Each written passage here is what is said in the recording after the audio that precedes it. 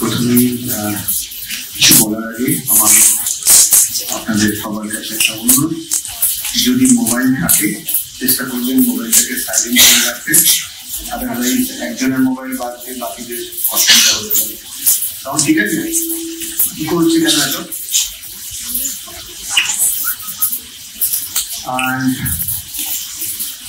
আমি হয়তো পার্সোনালি অনেককেই বলেছি আসার জন্য, আমার মনে আছে যেটুকু আমি যেটুকু বললাম, সেই ক্ষেত্রে আমি যখন যার নাম বলবো কাইন্ডলি একটু আমাকে রেসপন্স করবি বা করবেন, তাহলে আমার সুবিধা হবে যে আমি কাকে কেন বলেছি সেটা আমি জানি। আর যখন আমি তোমাদের সাথে কথা বলবো, মানে যারা ছোটরা আছো বা যারা বড়রা আছেন, আপনাদের অনেক প্রশ্ন থাকবে, এটা খুব স্বাভাবিক। যতই সাবজেক্ট আমরা ডিসাইড করি, কিন্তু আমি যতবারই এখানে ইভেন্ট করেছি আমি দেখেছি সাবজেক্ট যাই থাক না কেন, প্রশ্ন সারা পৃথিবী থেকে সব ধরনের প্রশ্ন আসে এবং প্রশ্ন নিতে আমারও ভালো লাগে। তার কারণ প্রশ্ন থাকলে প্রশ্নের মধ্যে আবার প্রশ্ন থাকে এবং আমার জন্য একটা বিশেষ পরীক্ষা আজকে। তার কারণ আমি জেনারেলি, মহারাজ বলছিলেন যে একটা ইউনিভার্সিটি স্টুডেন্টকে কোনো কিছু বোঝানো, একটা স্কুল স্টুডেন্টকে কোনো কিছু বোঝানো, আর একটা ছোট্ট কিন্ডারগার্টেন বাচ্চাকে বোঝানো এক জিনিস নয়। কিন্তু যে আমাকে এমন ভাবেই কথা বলতে হবে যাতে ওরাও মজা পায় বা ওরা যে পারপাসে ওদের টিচাররা নিয়ে এসছেন, এবং সঙ্গে তোমরা যারা আরেকটু বড়, যাদের তোমরাও জিনিসটার মানে বুঝতে পারো। আমি জানি না সবাইকে একদম দাঁড়িপাল্লা মেপে আমি কতটা কার কি এক্সপেকটেশন আছে আমি পূরণ করতে পারবো কিনা, তবে ডেফিনেটলি এমন কিছু কথা বা এমন কিছু অভিজ্ঞতা আমি শেয়ার করবো যেটা হয়তো তোমাদের প্রত্যেকেরই বিভিন্ন ভাবে কাজে লাগবে। আজকে এই কর্মশালাটা পুরোটা আমি অবশ্যই পুরো দায়িত্বটা নিলাম, কিন্তু আমি একা পুরো প্রোগ্রামটা করবো না। আমার সাথে বিভিন্ন ফিল্ডের বিভিন্ন এক্সপার্ট মানুষদেরকে আমি ইনভাইট করেছি এবং তারা আমার ইনভিটেশনে সাড়া দিয়েছে। যার মধ্যে একজন রয়েছেন ডক্টর শ্যামা। আমি ডক্টর শ্যামাকে একটু ডাকবো স্টেজে পরিচয় করানোর জন্য। আর আমার সাথে একজন going to be a grand master chess player আছে, চন্দ্রেই হাজরা। চন্দ্রেই, please come. তো এই দুজনের জন্য আমি তোমাদেরকে বলবো একটা হাততালি দেওয়ার জন্য।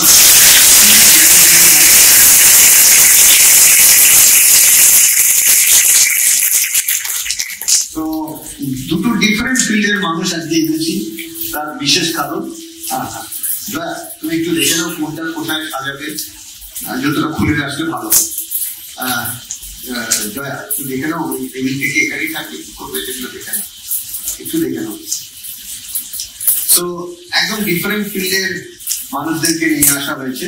যারা ভলেন্টিয়ার্স আছে আমি রিকোয়েস্ট করবো যদি এখনো কেউ আসে, বাচ্চারা বা কোনো কেউ আসে, সঙ্গে সঙ্গে ওই যে কোনার যে জায়গাটা খালি আছে ওই জায়গাটা ভরিয়ে দেবে। যদি না কোনো স্কুলের থেকে আসে, যদি মহারাজ বলেন কোনো স্কুল আবার আসবে তাহলে আলাদা, আদারওয়াইজ ওই জায়গাটা এখন যেই আসবে এখানে ঢুকিয়ে দেবে, ঠিক আছে? আর বাইরে যদি কোনো সিকিউরিটি থাকে সুতরাং একটু দেখে নেন, যেন সিকিউরিটি থাকে ওই গেট দিয়ে আসে ঢুকিয়ে দেয়, ঠিক আছে? ঠিক আছে। ডক্টর শ্যামা তো আপনাদের সামনে বিভিন্ন আইডিয়া দেবে, যেরকম খুব একটা ইন্টারেস্টিং আইডিয়া হলো, আমি জানি না এখানে কতজন মানুষ বা কতজন আমরা রয়েছি যারা এটা জানি যে আমাদের শরীর আর মনের একটা দারুণ কানেকশন আছে। আর সেই কানেকশনটাকে খুব ভালোভাবে যদি জানতে হয় তাহলে লিম্বিক সিস্টেম বলে একটা ওয়ার্ড আছে। এই ওয়ার্ডটা অনেকে জানবেন, অনেকে জানবেন। আর সেই লিম্বিক সিস্টেম কিভাবে কাজ করে, বডি মাইন্ডকে কোঅর্ডিনেট করে, যে কারণে আমি জানি না শ্রীরামপুর থেকে চুচুড়ার মধ্যে কেউ আছেন এখানে এসছে? কে কে এসছেন শ্রীরামপুর থেকে চুচুড়া? এটা হাতটা তুললো দেখে।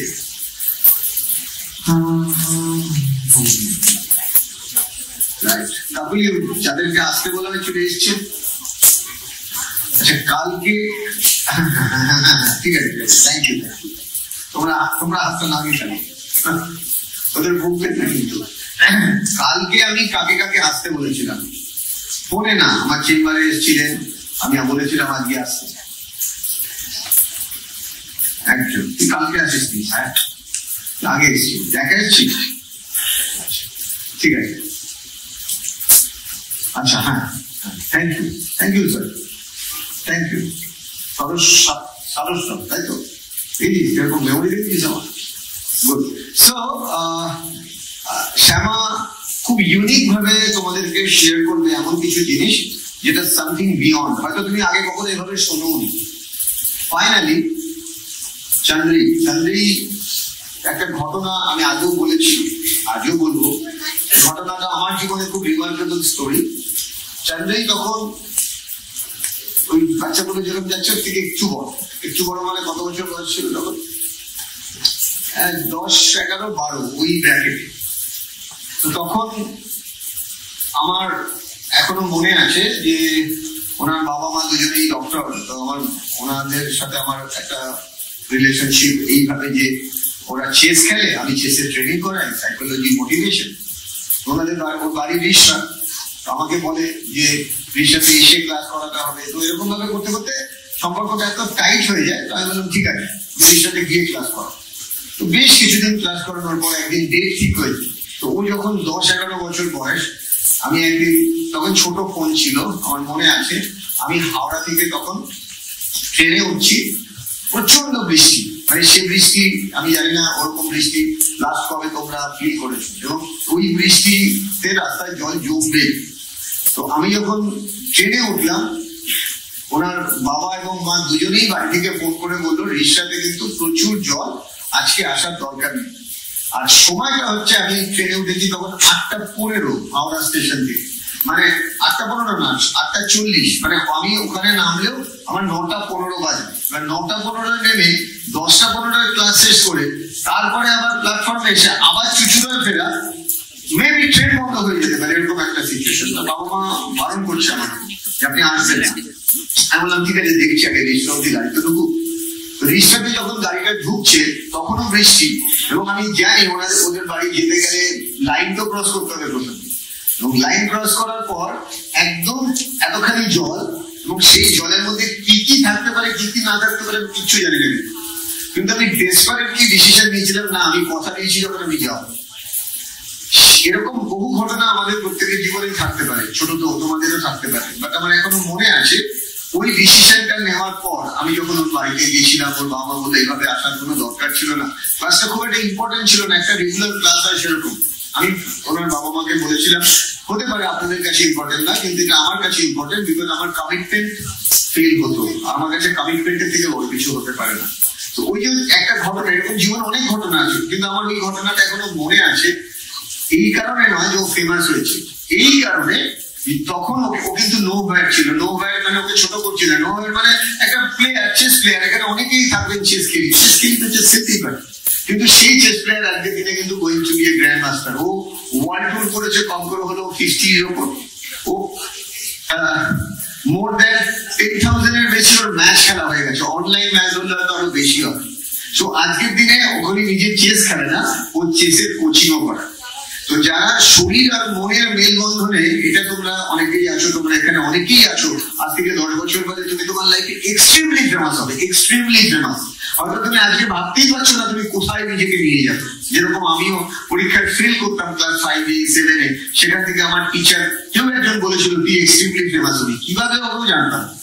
তো সেই রকম ও তোমাদেরকে হয়তো শেয়ার করবে একটু বাদে যে how chess can help you to build your memory, chess can help you to improve your concentration, chess can help you to become the best of the best or to create your best version. এবার হতেই পারে একজন এখানে বসে আছেন আমার মতন, যার এজ 50, তিনি বলতে পারেন আমার এই বয়সে চেসের কি প্রয়োজনীয়তা আছে, সেটা ওই উত্তর দেবে ওকে যখন আমরা স্টেজে ইনভাইট করবো। ইভেন শ্যামা এমন এমন টেকনিক্যাল আইডিয়াস দেবে ছোট্ট ছোট্ট, যেটা শোনার পর আপনার মনে হবে এ বাবা আমি যদি এটা আগে জানতাম তাহলে আমার ছেলে মেয়েকে এটা করতাম না। তো ওদের জন্য আমরা একটা গিফট অ্যারেঞ্জ করেছি, সেই গিফটটা আমি চাইবো প্রত্যেকে তোমাদের তরফ থেকে তোমরা দাও। সেই গিফটটা কি? প্রথমেই আমার অনুরোধ, প্রত্যেকে যারা তোমরা হলে আছো তোমাদের হাতগুলোকে স্ট্রেট, দুটো হাতকে সোজা করবে, সোজা, একদম সোজা, মানে যতটা স্ট্রেট করা যায়। এবং এই স্ট্রেটটাকে ধরে রাখবে, একদম ধরে রাখবে, হ্যাঁ একদম ধরে রাখবে। মানে তোমাদের যদি আমি জয়া যদি এখানে বসে একটা ছবি তোলে, আমি জানি না জয়া বসতে পারবে কিনা, জয়া এখন এক্সারসাইজ করছে, জয় যদি এরকম ভাবে বসে ছবিটা তোলে অনেকগুলো হাত পাবে, মানে এমন একটা অ্যাঙ্গেল যে অ্যাঙ্গেলে জয় হাত আগে কখনো ছবি তোলেন, রাইট? সো মেসেজ কি দিতে চাইছি, এই যে হাতটা তোমরা তুলছো, যদি এভাবে ফিল করো যে আমাদের প্রত্যেকের মধ্যে, আপনারা প্লিজ একটু হাত তুলুন, হাত আছে তো? আরে দুটো হাত না থাকলে 3 নম্বর অজুহাতটাই তুলে ফেলুন না, যে কারণে আপনি হাত তুলছিলেন না। বেশ, এই তো খুব সুন্দর লাগছে। সো আপনারা ফিল করুন আপনাদের প্রত্যেকের হাতে একটা ক্ষমতা আছে, জাস্ট লাইক এ ব্লেসিংস, যেভাবে আশীর্বাদ দেয় বড়রা ছোটদের। আপনি মনে করুন আপনার জায়গায় যদি একটাও আপনি ইউনিক কিছু করে থাকেন মানুষের জন্য, সেই গিফটটা আপনি ওদের দুজনকে দিচ্ছেন, তার কারণ আপনি ঠিক যতটা দেবেন ওরাও রিবাউন্ডে ততটাই দেবে, রাইট? সো ফিল করুন যেন আপনার হাতের এই তালুতে প্রচন্ড ইউনিক একটা পাওয়ার আছে, সেই পাওয়ার থেকে আপনাদের গিফট দিচ্ছি। ফিল করুন just for 5 second. Good, very good. এবার হাত দুটোকে এবার এটার মানে কি, এবার হবে হাত তুলে হাত তালি, হাত তুলে হাত তালি, একসাথে হোক।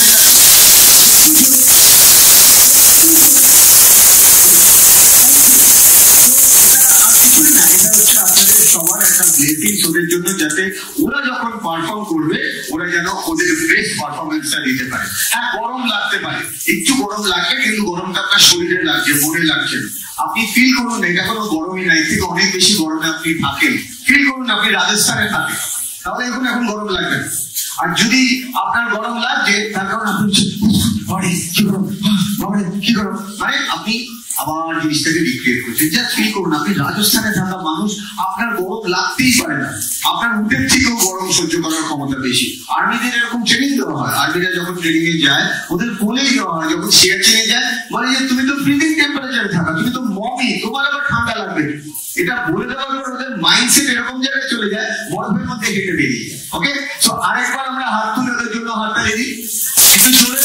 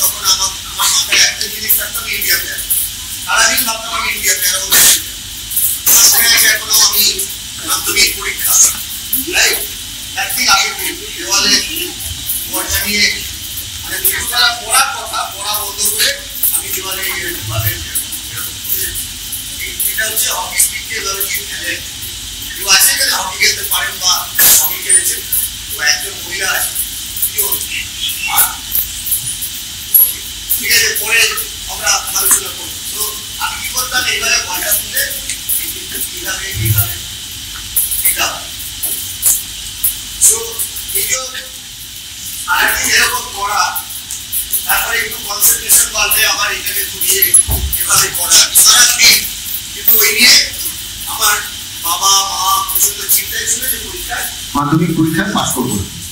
বাট ফ্র্যাঙ্কলি স্পিকিং, সত্যি বলছি আমার ঘুড়ি ওড়ানো আর হকি স্টিক ছাড়া আমার জীবনে কিছু ছিল। সারাদিন ঘুড়ি, যেটুকু সময় পেতাম মা বাবার কথা শুনবো না, একটা টেন্ডেন্সি ছিল।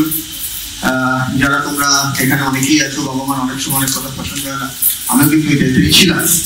আর আমার মনে আছে মাধ্যমিকে আমাদের একজন টিচার ছিল, যিনি স্পোর্টস টিচার। তিনি আমাকে পার্সোনালি ডেকে বললো, মৃণাল এই যে দেখ তোরা প্রায় 70 জন স্কুলে হকি খেলছিস, আমি জানি না তোর এই কথাটা পছন্দ হবে কিনা, কিন্তু আমি জানি 70 জন হকি নিয়ে সারা জীবন থাকবে না, হয়তো 1 বা 2 থাকবে। আমি জানি না সেই 1-2 মধ্যে তুই থাকবি কিনা, কিন্তু এটা আমি জানি যদি আমি যেভাবে তোকে বলবো তুই সেইভাবে হকি না বলে, উনি একটা ইংলিশে কোটেশন বলেছিলেন। আমি যারা স্কুল স্টুডেন্ট আছে, যারা খাতা পেন এনেছো বা অনেকেই আছেন জানেন যে আমার সেশনে খাতা পেন রাখলে সুবিধা হয়। আমি বারবার বলবো না এটা লিখুন ওটা লিখুন, বাট আপনার যদি মনে হয় লিখতে পারেন, উপকার পাবেন। তখন উনি আমাকে কোটেশনটা বলেছিলেন, remember how you do one thing you do everything. এই কথাটা আমার পছন্দ হয়েছিল এবং আমার সাব সাবজেক্ট যেটাতে আমার একদম পড়াশোনা করার ইচ্ছা থাকতো না, আমি ঠিক ওটার সময় ভিজুয়ালাইজ করতাম। আজকে আমি তোমাদের সাথে শেয়ার করবো what is the power of visualization. আমি ভিজুয়ালাইজ করতাম যেন অঙ্ক নিয়ে আমি হকি স্টিকের মতো খেলছি। নট অনলি দ্যাট, আমার এখনো মনে আছে, খুব ইউনিক একটা আইডিয়া, সেটা হচ্ছে ইংলিশ, যেটা আমার একদম পছন্দের ছিল না, এখনো আমি ভুল করি গ্রামার। তো সেটা নিয়েও উনি বলেছিলেন যেন ইংলিশ যখন তুই বলছিস যেন ফিল কর তুই ড্রিবলিং করছিস, AEIOU দিয়ে। তো এই ড্রিবলিং জিনিসটাকে আমি একটু আগে দেখালাম, যদি পরে সময় হয় আমি আবার দেখাবো। তো আমার ছোট ছোট এক্সাম্পল আমি দিচ্ছি কেন, যাতে তোমরা রিয়েলাইজ করতে পারো যে খালি বই খাতার মধ্যে, বই খাতা পড়লেই যে সবসময় তুমি মুখস্থ করতে পারবে তা নয়, ওর থেকে অনেক বড় কিছু তুমি পারবে। আজকে যে জিনিসগুলো তুমি শুনবে বা জানবে, একদম সামনে চলে আসবে, ফ্রন্ট রোডে, আবহাওয়া আয় সামনে রোডে। সো ছোট ছোট জিনিস, কিন্তু ছোট ছোট জিনিসগুলো অনেক বড় জিনিসকে তোমাকে হেল্প করবে। যেরকম হোয়াইট বোর্ডটাকে একটু আমরা দেখাচ্ছি, ইয়ে আছে, মার্কার আছে, আছে একটু এনে দাও আর বসে থাক। আমি ভয় পাচ্ছি যে ওকে হয়তো স্টেজে রাখবো, কালকে যখন বলেছি যে আমার সাথে কিন্তু দেখা করে যাবে স্টেজে, স্টেজে এরকম করছে, ভয় নেই, যখন প্রোগ্রাম শেষ হয়ে যাবে তখন ওকে স্টেজে রাখবো। তো আসতেই চাইছিল না প্রথমে, ও জানতো না যে কালকে দেখা করতে এসেছিল আমার সাথে ঢাকুরিয়ার চেম্বারে, তাই না? তো জানতো না যে আমি এখানে ডাকবো। ইভেন সারস্বতের সাথে কালকেই পরিচয়, তো আমি সারস্বত মানে জানতাম না, আমি সরস্বতী মানে জানি, কিন্তু সারস্বত হলো সরস্বতীর ছেলে। মানে ট্রাস্ট মি, আমি যখন সারস্বতকে জিজ্ঞেস করলাম যে সারস্বত তোর নামের এত সুন্দর মানে, আমি এটা রিয়েলাইজ করেছিলাম 16 বছর বয়সে। এই সারস্বতের কথা বলতে গিয়ে আমার মনে পড়ে গেল, আমার 16 বছর বয়স আমি প্রথম বেঙ্গলে থ্যাংক ইউ, এরকম যদি কারোর কোনো কোশ্চেন থাকে এরকম ভাবে কাগজে দিতে পারেন, আমার ভলেন্টিয়ার্সরা আছে, ভলেন্টিয়ার্সরা আপনাদেরকে হেল্প করে। তো সারস্বত আমার কাছে এসছে, আমি সারস্বতকে জিজ্ঞেস করলাম কি নাম তোর, ও নাম বললো, আমি নামটা ফার্স্ট টাইম শুনলাম। আমি ফার্স্ট টাইম শোনার পর জিজ্ঞেস করলাম যে ঠিক আছে ওকে করতে দাও, করতে দাও, কোনো অসুবিধা নেই, এটা খুব ন্যাচারাল। বিড়াল দেখেছেন আপনারা? বিড়াল কতজন বিড়াল দেখেছেন? দিকে একটু হাত তুলুন, আমি জানি আপনারা হাত, বিড়াল তো সবাই, বিড়াল মাঝে মাঝে ওড়া মোড়া দেয়, এটা কতজন দেখেছেন? হাত তুলুন। ওড়া মোড়া জানেন তো কেন ওড়া মোড়া দেয়? স্ট্রেচিং দরকার। সো এখানে যদি কোনো ছোট বাচ্চা বা বড়রা হঠাৎ করে মনে হলো একটু স্ট্রেচ করি, it's not bad, because stretch করছে মানে ওর বডিতে রিকোয়ারমেন্ট আছে, বিকজ ও স্ট্রেচ করছে মানে ওর কোথাও একটা কনসেন্ট্রেশন ল্যাক করছে বলে অটোমেটিক্যালি ও স্ট্রেচিং করছে, রাইট? সো ছোট ছোট ছোট ছোট জিনিস আমি শেয়ার করবো যেটা কাজে লাগতে পারে। ওটা ছিলাম সারস্বত। তো সারস্বতকে যখন আমি কথা বলছিলাম, কথা বলতে বলতে আমার মনে পড়ে গেল 16 বছর বয়সে আমাকে কেউ প্রশ্ন করেছিল। প্রশ্নটা কি করেছিল জানিস? প্রশ্নটা করেছিল যে তোমার নাম কি? নাম বলার পর আমি যখন জিজ্ঞেস করলাম যে স্যার থ্যাংক ইউ, বলো না থ্যাংক ইউ না, তোর নামের মানে কি? তো এই নামের মানে ওইখান থেকে কিন্তু শুরু হলো আমার জার্নি, বিকজ তিনি ফার্স্ট টাইম রিয়েলাইজ করলেন যে মৃণালের নামের একটা মানে আছে। এখানে মৃণাল নাম কারোর আছে? मृणाल, मृणाल है तेरा नाम? क्या तुम्हारा नाम मृणाल है? उसको एक्चुअली बांग्ला, हिंदी, बांग्ला और बांग्ला मुझे ना, तो আমি যেটাই বলছি ও সেটাতেই ভাবছে যে কিছু বলা হচ্ছে, ও লজ্জা পেয়ে গেছে, ও মাথা টাথা নিচু করে বসে পড়েছে, রাইট? সো ঘটনাটা এরকম হলো, আমি জানতাম না মৃণাল নামের মানে। তো তুমি উনি তখন ফার্স্ট টাইম রিয়েলাইজ করলেন মৃণাল মানে হলো পদ্ম ফুল, এই কাদা দিয়ে হচ্ছে যে স্টিকটা হয় সেটার নাম কি? সেটার নাম কি? মৃণাল। উনি আমাকে বলেছিলেন 17 বছর বয়স, আমার এখনো মনে আছে, ডেটটা মনে নেই কোন সময়। উনি বলেছিলেন যে মৃণাল এর যে মানে হতে পারে তুমি একদিন হয়তো ভারতবর্ষের জন্য এমন কিছু করবে যে ভারতবর্ষকে লিস্টিং এ তোমার কাজে লাগবে। তো ঠিক সেরকম ভাবেই সারস্বতকে দেখে আমার ওই কথাটা মনে পড়লো যে নামের মধ্যে লুকিয়ে আছে যে ও একদিন হয়তো ভেরি ভেরি জিনিয়াস হয়ে উঠবে, ওর ভিড়। কিন্তু সেই জিনিয়াস হতে গেলে ছোট ছোট জিনিসগুলো বুঝতে হয়। আমার একটা কালো বাক্স ছিল, একটা গল্প বলি, আমি মনে হয় এই গল্পটা তোমাদের মানে খেয়াল করবে। এক দেশের রাজা ছিল, ঠিক আছে, এক দেশের রাজা ছিল, যে রাজা তার প্রজাদেরকে দেখা দেওয়ার জন্য প্রত্যেক দিন সে দেশে ভোরবেলা বেরোত। সবাই জানতো রাজা ভোরবেলা যখন বেরোতো তখন রাজার সাথে থাকতো রাজার যুবরাজ, মানে ছোট ছেলে, যাকে রাজা ভবিষ্যতে রাজা বানাবে বলে তাকে নিয়ে যেত, দেখাতো যে দেখো देश कैसा है, देश में कौन कौन रहता है, ये तुम्हें जानना चाहिए। হিন্দিতে বলতো না, ইংলিশে বলতো না, বাংলায় বলতো, সেটা আমি জানি। এটাকে গল্প। রাজা যখন নিয়ে যেত, একদিন এরকম হলো, রাজা ওর ছেলেকে বলছে ওদিকটা দেখো, এদিকটা দেখো। ছেলে দেখছে একটা ভিখারি ভিক্ষা করছে, আর যেখানে ভিক্ষা করছে সেখানে এরকম বাক্স, ওপর কালো রঙের একটা বাক্সের উপরে বসে আছে। তোমরা সামনে চলে এসো, সামনে চলে এসো, একদম ফ্রন্টে চলে এসো, ফ্রন্টে এসে একদম ফ্রন্টে। এরকম একটা বাক্সের মধ্যে বসে ভিক্ষা করছে, ছোট বাচ্চা, তার মাথায় ঘুরছে, একদম দেখো ফ্রন্টে জায়গায়।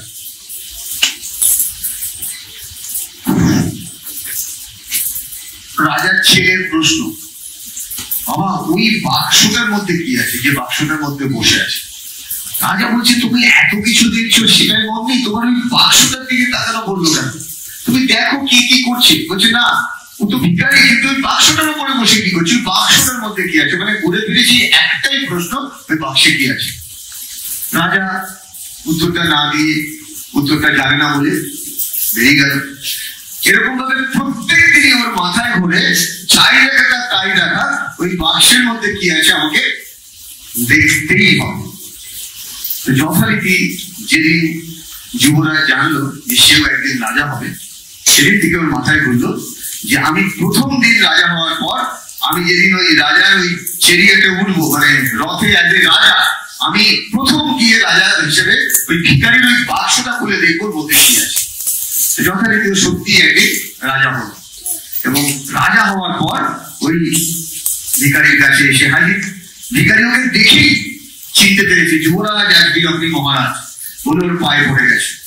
কিন্তু ওরা ওর প্রশ্ন কি, বাক্সের মধ্যে কি আছে? গরিব ভিখারি তার উত্তর, বাক্স আমি তো জানি না, এটা আমার বাবা দিয়ে গেছে, বাবাও ভিখারি ছিলেন, বাবা সবসময় বলতো যে ভিক্ষা করলে এটার উপর বসে ভিক্ষা করবি, কেন? এটা নাকি আমাদের লাকি বাক্স। প্রশ্ন, লাকি বাক্স মানে কি? বলে আমার বাবাকে নাকি বাবার বাবা দিয়ে গেছে, তিনিও ভিক্ষা করতেন, তিনিও বলে গেছেন এই বাক্সটা খুব লাকি, এর উপর বসে ভিক্ষা করলেই নাকি যা চাওয়া যায় তাই পাওয়া যায়, দুবেলার ভাত তো অন্তত জুটে যায়। আমি বাক্সের ভেতরে কি আছে দেখবো, এই ছোটবেলার প্রশ্ন। তখন গরিব ভিখারি বলছে, এই বাক্সটা যদি আপনি ভেঙে ফেলেন আমার ভাগ্যই চলে যাবে, আমার তো সেই লাকি ব্যাপারটা থাকবে না। তখন মহারাজ কমিট করে, যদি সেরকম কিছু হয় ডেফিনেটলি ওই বাক্স ভাঙার পর যদি সেরকম কিছু হয়, আমি তোমাকে 10 জন্ম বসে খাবার সুযোগ করে দেবো। বললো ঠিক আছে। ভিখারি অজ্ঞতা কি করবে, মহারাজের কথা যথারীতি যে মোমেন্টে বাক্স ভাঙলো, বাক্সের মধ্যে কি দেখলো, ভর্তি কি রয়েছে, স্বর্ণ মুদ্রা। মানে এটা তো মেটাফর স্টোরি, মানে আমরা আমাদের ভেতরে যে সোনা দানা গয়না ভর্তি একটা কোয়ালিটি, একটা শরীর, তার মধ্যে একটা মন, তার মধ্যে একটা আত্মা রয়েছে, সেটাকে না খুঁজে আমরা বাইরে অনেক কিছু খুঁজে বেড়াই। নিজেকে খোঁজাটা আমাদের শুরুই হয় না। শুরু হয় কখন, যখন আফটার 55, আফটার 60, যখন মনে হয় জীবনে তো অনেক কিছু করলাম, এবার একটু ঈশ্বরের নাম গান করি। কিন্তু তখন আর শরীরেও যোগ থাকে না, তখন মনেরও ক্ষমতা থাকে না। আমার এই বাক্সটার মধ্যে কিছু জিনিস নিশ্চয়ই আছে। আমি এই গল্পটা যখন শুনেছিলাম, তারপরে আমি যখন ইংল্যান্ডে যাই, আমার যুদ্ধ লড়ি, আমার মনে আছে ইংল্যান্ডে যখন আমি যুদ্ধ লড়তাম, আমার প্রথম যে চাকরিটা আমি নিয়েছিলাম, দুবেলার ভাত আমাকে চলাতে হতো, বিকজ আমার কোনো ধারণা ছিল না ইংল্যান্ডে গিয়ে আমি যদি না কাজ করি আমি আমার পড়াশোনা কন্টিনিউ করতে পারবো না, ইভেন আমার ফ্যামিলিকেও সার্ভাইভ করতে পারবো। আমার এখনো মনে আছে, তখন আমি রেস্টুরেন্টে কাজ নেওয়ার সময় রেস্টুরেন্ট থেকে আমাকে কি দিত, যেটুকু যা স্যালারি যেটুকু হতো দিত, কিন্তু অনেক প্রফেসর ছিল টিপস দিত। আমার এখনো মনে আছে, সেই টিপস গুলোকে আমি কয়েন্সে ডিভাইড করি। কয়েন্সে মানে ধরুন 1 পাউন্ড টিপ ছিল, সেটাকে 1 পেনিতে আমি ডিভাইড করতাম। 1 পেনি মানে 100 পেনিস হতো। সেই পেনিস গুলো আমার কাছে রাখা আছে। আমার কাছে এরকম প্রচুর পেনিস রাখা ছিল। আমি বিভিন্ন স্টুডেন্টকে, যাকে আমার ভালো লাগে, যাকে মনে হয় খুব সিরিয়াস, খুব ইন্সপায়ার্ড, আমি সেই পেনিগুলো এরকম আমার কাছে 4টে বাক্স ছিল, এখনো 3টে আছে বাড়িতে। আমি সবাইকে সবসময় দিই না।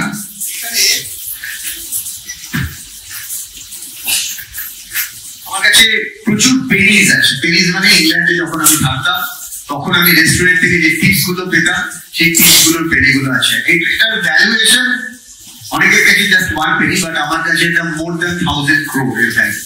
সো এটা আমি দেখানোর জন্য এনেছি যে এই জন্য যে হতেই পারে তোমরা আজকে যেখানে যেভাবে বসে আছো, তোমরা যদি আজকে সেশনটাকে একটু মন দাও, একটা লাইন হয়তো একটা ওয়ার্ড তোমার লাইফকে টোটালি ট্রান্সফর্ম করে দিতে পারে।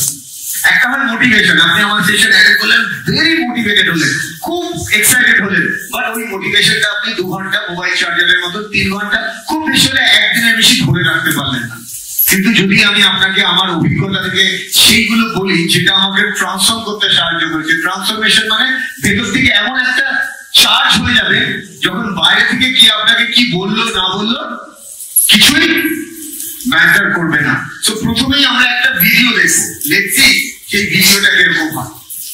সো আমি আপনাদের একটা ভিডিও দেখাবো, আর ভিডিওটা দেখানোর আগে আমি শ্যামাকে একটু বলবো, শ্যামা আপনাদের সামনে যতক্ষণ না ভিডিওটা প্লে হচ্ছে যে লিম্বিক সিস্টেম কিংবা আমাদের শরীরের সাথে বডির কমিউনিকেশন কিভাবে হয় সেটা নিয়ে কথা বলতে। আমি জানি এটা খুব আধ্যাত্মিক একটা পরিবেশ, এখানে অন্যান্য বিভিন্ন বড় হলে যে ধরনের সেমিনার হয়, যেরকম প্রচুর আওয়াজ হয়, প্রচুর মিউজিক চলে, সেগুলো কিন্তু এখানে চালানো যাবে না। কিন্তু তা সত্ত্বেও আমরা কিছু ভিডিও দেখবো, কিছু ভিডিও থেকেও কিছু লার্ন করবো। সো আমি আশা করবো আপনাদের প্রত্যেকের একটু কোঅপারেশন চাই, বিকজ আজকের ক্রাউডটা কিন্তু খুব কসমোপলিটন ক্রাউড। কসমোপলিটন মানে আমরা আজকে মহারাজদের সাথে আলোচনা করে ডিসাইড করেছেন যে 14 বছরের কমে যে কোনো বাচ্চারা আসুক। এবার 14 বছরের কম মানে সেটা 2 বছর হতে পারে, 4 বছর হতে পারে, 7 বছর হতে পারে। তো ওখানে যে বাচ্চাগুলো এসছে আমরা জানি ওরা অনেকে ঘুমিয়ে পড়বে, কারণ প্রত্যেককে টাচ করা হয়তো আমার পক্ষে সম্ভব হবে না, রাইট? কিন্তু আমি চেষ্টা করবো যতটা সম্ভব টাচ করা যায়। সো শ্যামাকে আমি মাইক্রোফোন দেবো। শ্যামা ইনিশিয়ালি তোমাদের সাথে কথা বলবে 2-3টে খুব টেকনিক্যাল জিনিস নিয়ে। বারবার বলছি, এটা কিন্তু কোনো গানের প্রোগ্রাম বা সিনেমার প্রোগ্রাম নয় যে তুমি খালি গান গাইবে। এটা তোমাকে নেওয়ার প্রোগ্রাম এবং তোমার বডি সাথে মাইন্ডের কোঅর্ডিনেশন নেওয়ার program. So I need everybody's 110% attention. আর অ্যাটেনশন আসার জন্য খুব খুব ইম্পর্টেন্ট, তোমাদের কাছে 2টো কাগজ দেওয়া আছে। দেখো, 2টো কাগজ 2 হাতে তুলে একটু দেখান তো। 2টো কাগজ 2 হাতে তুলে, 2টো কাগজ 2 হাতে তুলে, 2 হাতে। এবার একটু জোরে 2 হাত দিয়ে। Thank you. এই 2টো কাগজের 2টো পারপাস আছে। একটা কাগজে দেওয়া আছে একটা গেম দেওয়া আছে, যে গেমটা খুব ইন্টারেস্টিং গেম, যে গেমে খেলার আগে তোমাকে গেমের প্ল্যানটা বুঝতে হবে। সেই গেমটা আমি রিকোয়েস্ট করবো তোমরা পেন দিয়ে যারা এখনো খেলো না পরে খেলো, রাইট? আর আরেকটা কাগজ আছে যেখানে স্টার্ট ডুইং, স্টপ ডুইং এবং কিপ ডুইং আছে, ওটাও খুব ইম্পর্টেন্ট একটা কাগজ। ওই কাগজটা নিয়ে আমরা পরে ডিসকাস করবো। আমি শ্যামাকে ইনভাইট করবো স্টেজে। নবনীতা, ওই যারা 2জন লাস্টে ঢুকলো না এখানে পানিশমেন্ট আছে, যারা দেরি করে ঢোকে আমি তাদের সামনে বসাই, যারা তাহলে আমার উত্তম মধ্যম দিতে সুবিধা হবে। এসো বাবা, এসো এসো। তুমি এসছি এটা দেখি আমার মন ভালো হয়েছে। ভালো আছো? ছুটতে ছুটতে আসলে না কাঁধে বম বম তারা বম করতে উঠতে এসছে? কার কার কনসেন্ট্রেশন ইস্যুস আছে, মন বসে না বা বসতে চুপ করে উড়ে যায়, কনসেন্ট্রেশন ইস্যু? লজ্জা পাবে না কিন্তু, আমারও আছে, আমিও হাত তুলেছি। হ্যাঁ, হাত তোল, ঝাঁপ দিস না ওপর থেকে, ঠিক আছে? বসে পড়। Thank you, thank you, thank you Shyama. Concentration issue, thank you. কতজনের কনফিডেন্স ইস্যুস আছে? কনফিডেন্স মানে ঠিক সাহস হচ্ছে না, ওকে ওকে ওকে ওকে ওকে। আর ঠিক পরীক্ষায় এগিয়ে আসলে ভয় হয় কার? আমার এখনো হয়, সিরিয়াসলি আমার এখন। আমি স্বপ্নের মধ্যে দেখি পরীক্ষা দিতে গেছি, এরকমও ভয় পেয়েছি। আমি ইউনিভার্সিটিতে এরকম হয়েছে, আমি স্বপ্নের মধ্যে দেখছি পরীক্ষা দিতে গেছি, কিছু পাচ্ছি না, হঠাৎ করে দেখি 2টো বাজে, রাত 2টো, right? So Shyama in the mean time share করবে কিছু কথা। আমি ডক্টর শ্যামা প্রসাদ পণ্ডিত।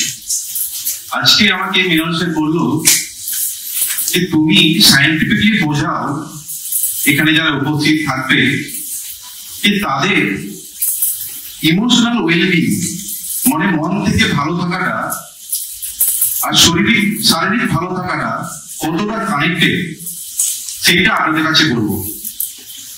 যখন আমি আমার কলেজ ডেজে পড়াশোনা করতাম তখন আমার এই সাইকোলজি সাবজেক্টটা অত ভালো লাগতো না। আমি ডক্টর হবো, ফিজিক্যাল থেরাপিস্ট হবো, আমার সাইকোলজি পড়ে কি হবে? তাই আমার সাইকোলজি টিচারের সাথে খুব একটা ভালো সম্পর্ক ছিল না। কিন্তু যখন প্র্যাকটিস করতে শুরু করলাম, যখন পেশেন্ট দেখা শুরু করলাম, তখন দেখলাম যে সাইকোলজিটা প্রথম। আগে আপনার পেশেন্ট আপনাকে অ্যাকসেপ্ট করবে যে ইউ আর মাই ডক্টর, তারপর কিন্তু সে আপনার কাছে ট্রিটমেন্টটা নেবে। প্রত্যেকই হয়, যারা ডাক্তারবাবুর কাছে যান আপনারা, প্রথমে আপনারা কথা বলে ফিল করেন যে এই ডাক্তারবাবুর কাছে আমি যদি ট্রিটমেন্ট নিই আমি ভালো হব। তারপর আপনারা কনফার্ম করেন যে আমি সার্জারি করতে হবে, মেডিসিন নিতে হবে বা এক্সারসাইজ করতে হবে, এইটা আপনাদের ডিসিশন। এই যে ডিসিশনটা নেন, কারণ কি নেন? কারণ একটা গুড ভাইব পান, গুড ফিল পান ওনার কাছ থেকে, যেটা আপনার মৃণাল চক্রবর্তী স্যারের কাছ থেকেও পান। এই মৃণাল চক্রবর্তী স্যার কিছু বললো, হয়তো কাগজের মধ্যে হরিণ নেই, আপনারা বলছেন হরিণ আছে, আমরা বিশ্বাস করলেন। এই যে বিশ্বাসটা কি করে তৈরি হয়, এই বিশ্বাসটা কিভাবে তৈরি হয়, এইটা খুঁজতে গিয়ে আমি একদিন পড়লাম লিম্বিক সিস্টেমের মাধ্যমে। আমার কলেজের সিলেবাসে অনেক রকম সিস্টেমের কথা বলা আছে। নার্ভাস সিস্টেম, যেটা আমাদের নার্ভকে রেগুলেট করে, মাসকুলোস্কেলেটাল সিস্টেম, যেটা আমাদের মাসেল বোনকে রেগুলেট করে, কার্ডিওভাস্কুলার সিস্টেম, যেটা আমাদের হার্টকে কন্ট্রোল করে। তাহলে কোন একটা সিস্টেম বডিতে আছে যেটা আমাদের ইমোশনকে কন্ট্রোল করে। মানে আমি মৃণাল স্যারকে দেখলে খুশি হব, আর হয়তো কোনো একটা ব্যক্তিকে দেখলে আমার ভয় হবে। এই যে ডিসিশন মেকিংটা আমার তো এক্সপিরিয়েন্স থেকে তৈরি হয়, কোনো একটা গুড এক্সপিরিয়েন্স বা কোনো একটা ব্যাড এক্সপিরিয়েন্স থেকে। এইটা কে রেগুলেট করে? এটা যে রেগুলেট করে এই সিস্টেমের নাম হচ্ছে লিম্বিক সিস্টেম, LIMBIC। যারা ইন্টারনেট পড়েন বা ফোন ইউজ করেন তারা ভালো কাজের জন্য কিন্তু এই লিম্বিক সিস্টেম সম্বন্ধে আপনারা আরো জানতে পারেন।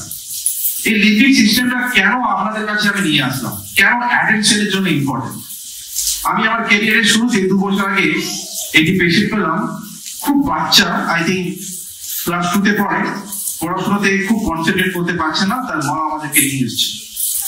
পেশেন্টটাকে দেখে বুঝতে পারলাম পেশেন্টের আছে ADHD, attention deficient hyper activity disorder. অনেক বাচ্চাই কিন্তু আজকাল এগুলোকে মা বাবারা বুঝতে পারছে না। আমার বাবা ছেলে শুধু ছটফট করছে, শুধু এদিক ওদিক চলে যাচ্ছে, পড়াশোনায় মন দিচ্ছে না, কিন্তু তারা ভাবছে এটা হয়তো আমার ছেলে বদমাস, তার জন্য এটা হচ্ছে। কিন্তু এর কারণটা কি? কেন আমার ছেলে কনসেন্ট্রেট করতে পারছে না কোনো বিষয়ের উপর? এই বিষয়টি যখন পড়তে শুরু করলাম তখন আমি লিম্বিক সিস্টেম সম্বন্ধে জানলাম। ভারতবর্ষে আমাদের এই লিম্বিক সিস্টেম সম্বন্ধে কাজ করা খুব কম হয়, যেহেতু আমাদের ভারতবর্ষ রিসার্চের উপর খুব কম পরিমাণ টাকা ইনভেস্ট করে, তো রিসার্চ ওরিয়েন্টেড কাজ কিছু হয় না। বাইরের যে রিসার্চ করে তারা একটা প্রোটোকল তৈরি করে, আমরা সেটাকে নিই।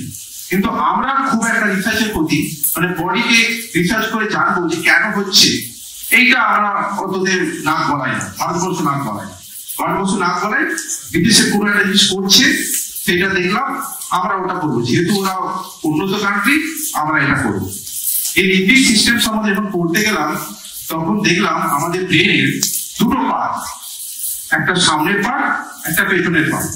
সামনের পার্টটা আমাদের ইন্টেলিজেন্স, ডিসিশন মেকিং এ কাজ করে, আর পেছনের পার্টটা কাজ করে আমাদের বিহেভিয়ার, ইমোশন, এক্সাইটমেন্ট, ফুলফিলমেন্ট, এইগুলো কাজ করে হচ্ছে আমাদের পেছনের পার্ট।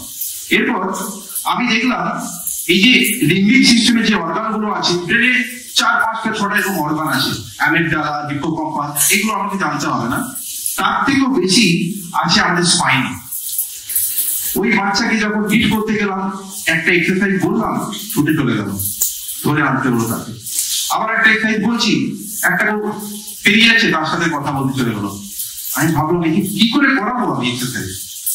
সেই ছেলে আস্তে আস্তে এরকম করে বেঁকে গিয়েছে, হাড় নেমে গিয়েছে, পড়াশোনা করতে পারছে না, স্কুলে ভর্তি করতে পারছে না, স্কুলে নিয়ে গেছে তাকে একজন হেল্পিং।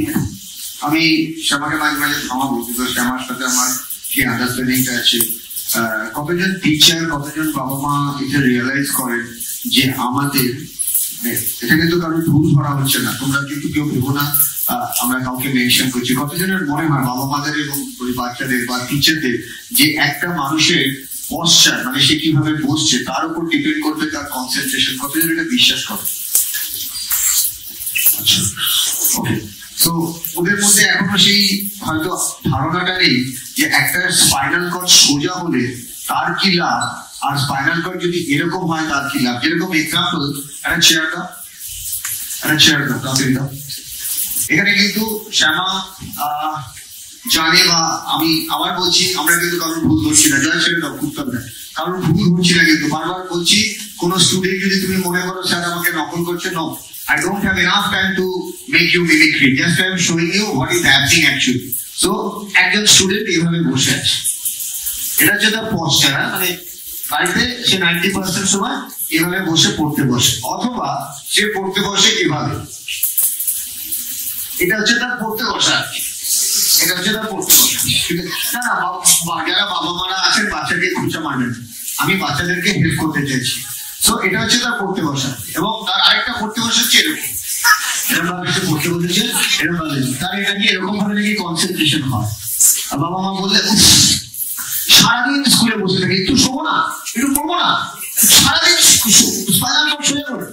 আমার দিদিমা আমাকে বলতো অষ্টবক্রমণি, তোমার কি মেঘলায় অষ্টবক্রমণি, অষ্টবক্রমণি মানে সারা শরীরে বাড়ে। So the thing is, শ্যামা সেটাকেই বোঝাতে চাইছে, একটু কনসেন্ট্রেশন দরকার। তো আমি মুখে বলছি আমি আইএস হবো, আইপিএস হবো, আমি কোটি টাকার ফারারিতে চড়বো, আর আমার শরীরটা এরকম, কিছুতেই সম্ভব? Is it possible? Yes or no? So no. So আমি আজকেও সকালবেলা কিন্তু হেভি ওয়ার্কআউট করে এসেছি, এখন 60 কিলোমিটার আমি রোজ ট্রাভেল করি খালি ওয়ার্কআউট করতে যাওয়ার জন্য। কালকেও আমি 120 কেজি দিয়ে হাফ স্কোয়াট করেছি। You know the meaning of half squat? এরকম ভাবে পুরো ওয়েট দিয়ে এভাবে তোলা, মানে একদম এইভাবে বসে এভাবে তোলা। রেগুলার ওয়ার্কআউট করি একটাই কারণে, because at the age of 51 I know why physical and mental emotional কানেকশনে ফিজিক্যাল এক্সারসাইজ কতটা দরকার।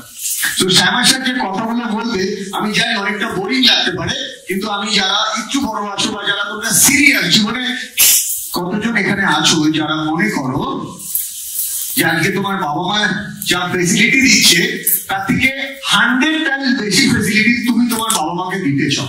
কতজন এটা মনে করো? ধরো তোমার বাবা মা তোমাকে রিক্সা করে নিয়ে যাচ্ছে, তোমার বাবা মা তোমাকে টোটো করে নিয়ে যাচ্ছে, থ্যাংক ইউ। তোমার মনে হচ্ছে একদিন আমার কাছে এত পয়সা থাকবে যে আমি ওই পয়সা দিয়ে বাবা মাকে একটা ভালো দামি গাড়িতে চড়াবো। কার কার ইচ্ছা? ওকে ওকে, কতজন বাচ্চার এখানে ইচ্ছা আছে আমি দামি গাড়িতে চড়াবো না, যেরকম আকাশে প্লেন ওড়ে আমি পাসপোর্ট বানিয়ে বাবা মাকে সারা পৃথিবী ঘোরাবো? কার কার ইচ্ছা? So the first thing first, তুমি বাবা মাকে নিয়ে পৃথিবী ঘোরাবে, তার জন্য ফার্স্ট অফ অল কি দরকার? তোমাকে সেই পরিমাণ টাকা অ্যারেঞ্জ করতে হবে, রাইট?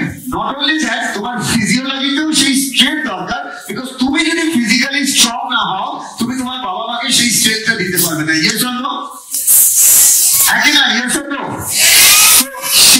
সেই কনফিডেন্সটা যদি তোমার মধ্যে না থাকে, যদি এই হলের একটু গরমে তুমি যদি হাঁসফাঁস করো, তাহলে জীবন যুদ্ধ বাইরে যখন যাবে, একটা টোটো একটা অটোতে ধাক্কাধাক্কি হচ্ছে, একটা ট্রেনে ধাক্কাধাক্কি হচ্ছে, সেখানে তুমি বলবে বাবা গরম লাগছে, তাহলে তো ওখানে তুমি হেরে গেলে। তার মানে খেলতে নামার আগেই তো তুমি হেরে গেলে। যখন তুমি ফুটবল খেলছো তখন গরম লাগছে না তো? Yes or no? কিন্তু হলের মধ্যে তুমি একটা চেয়ারে বসে আছো, তো গরম লাগে, হচ্ছে মাইন্ডসেট। তো তোমাকে সেই মাইন্ডসেটটাকে বাড়াতে গেলে ফিজিওলজি কতটা ম্যাচ করে সেটা শ্যামা বলবে। আমি বুঝতে পারছি অনেকেই আছে যে লিম্বিক সিস্টেম সম্বন্ধে জেনে কি করবো। তো লিম্বিক সিস্টেমই কিন্তু সব থেকে ইম্পর্টেন্ট আমাদের, কিন্তু আমাদের মেন্টাল স্টেটটাকে, কনসেন্ট্রেটটাকে ঠিক রাখার জন্য। যতক্ষণ না আমরা কনসেন্ট্রেট করছি বা অ্যাক্টিভেটিং দ্য লিম্বিক সিস্টেম, আমরা কখনোই কোনো ডিসিশন মেকিং করতে পারবো না। আর লাইফে আপনাদের ছেলে মেয়েদেরকে আপনি ডাক্তার বানাবেন, সে যখন অপারেশন টেবিলে এটা ওটি করবে, তখন কিন্তু কাউকে হেল্প করার প্রয়োজন নেই, সে কিন্তু ডিসিশনটা নিজে নেবে। একটা মানুষকে কাটার সময় সেই যে ব্লাডটা বেরোলো, সেই যে ফিলটা নিজের মেন্টালি কন্ট্রোল করে পরের ভেতরে চলে যাওয়া, এই যে মেন্টাল টাফনেসটা যদি তৈরি করা না হয়, আপনি যতই তাকে বই পড়িয়ে দিন বা কিছু করিয়ে দিন, সে হয়তো ডাক্তার হয়ে যাবে কিন্তু ভালো ডাক্তার হবে না।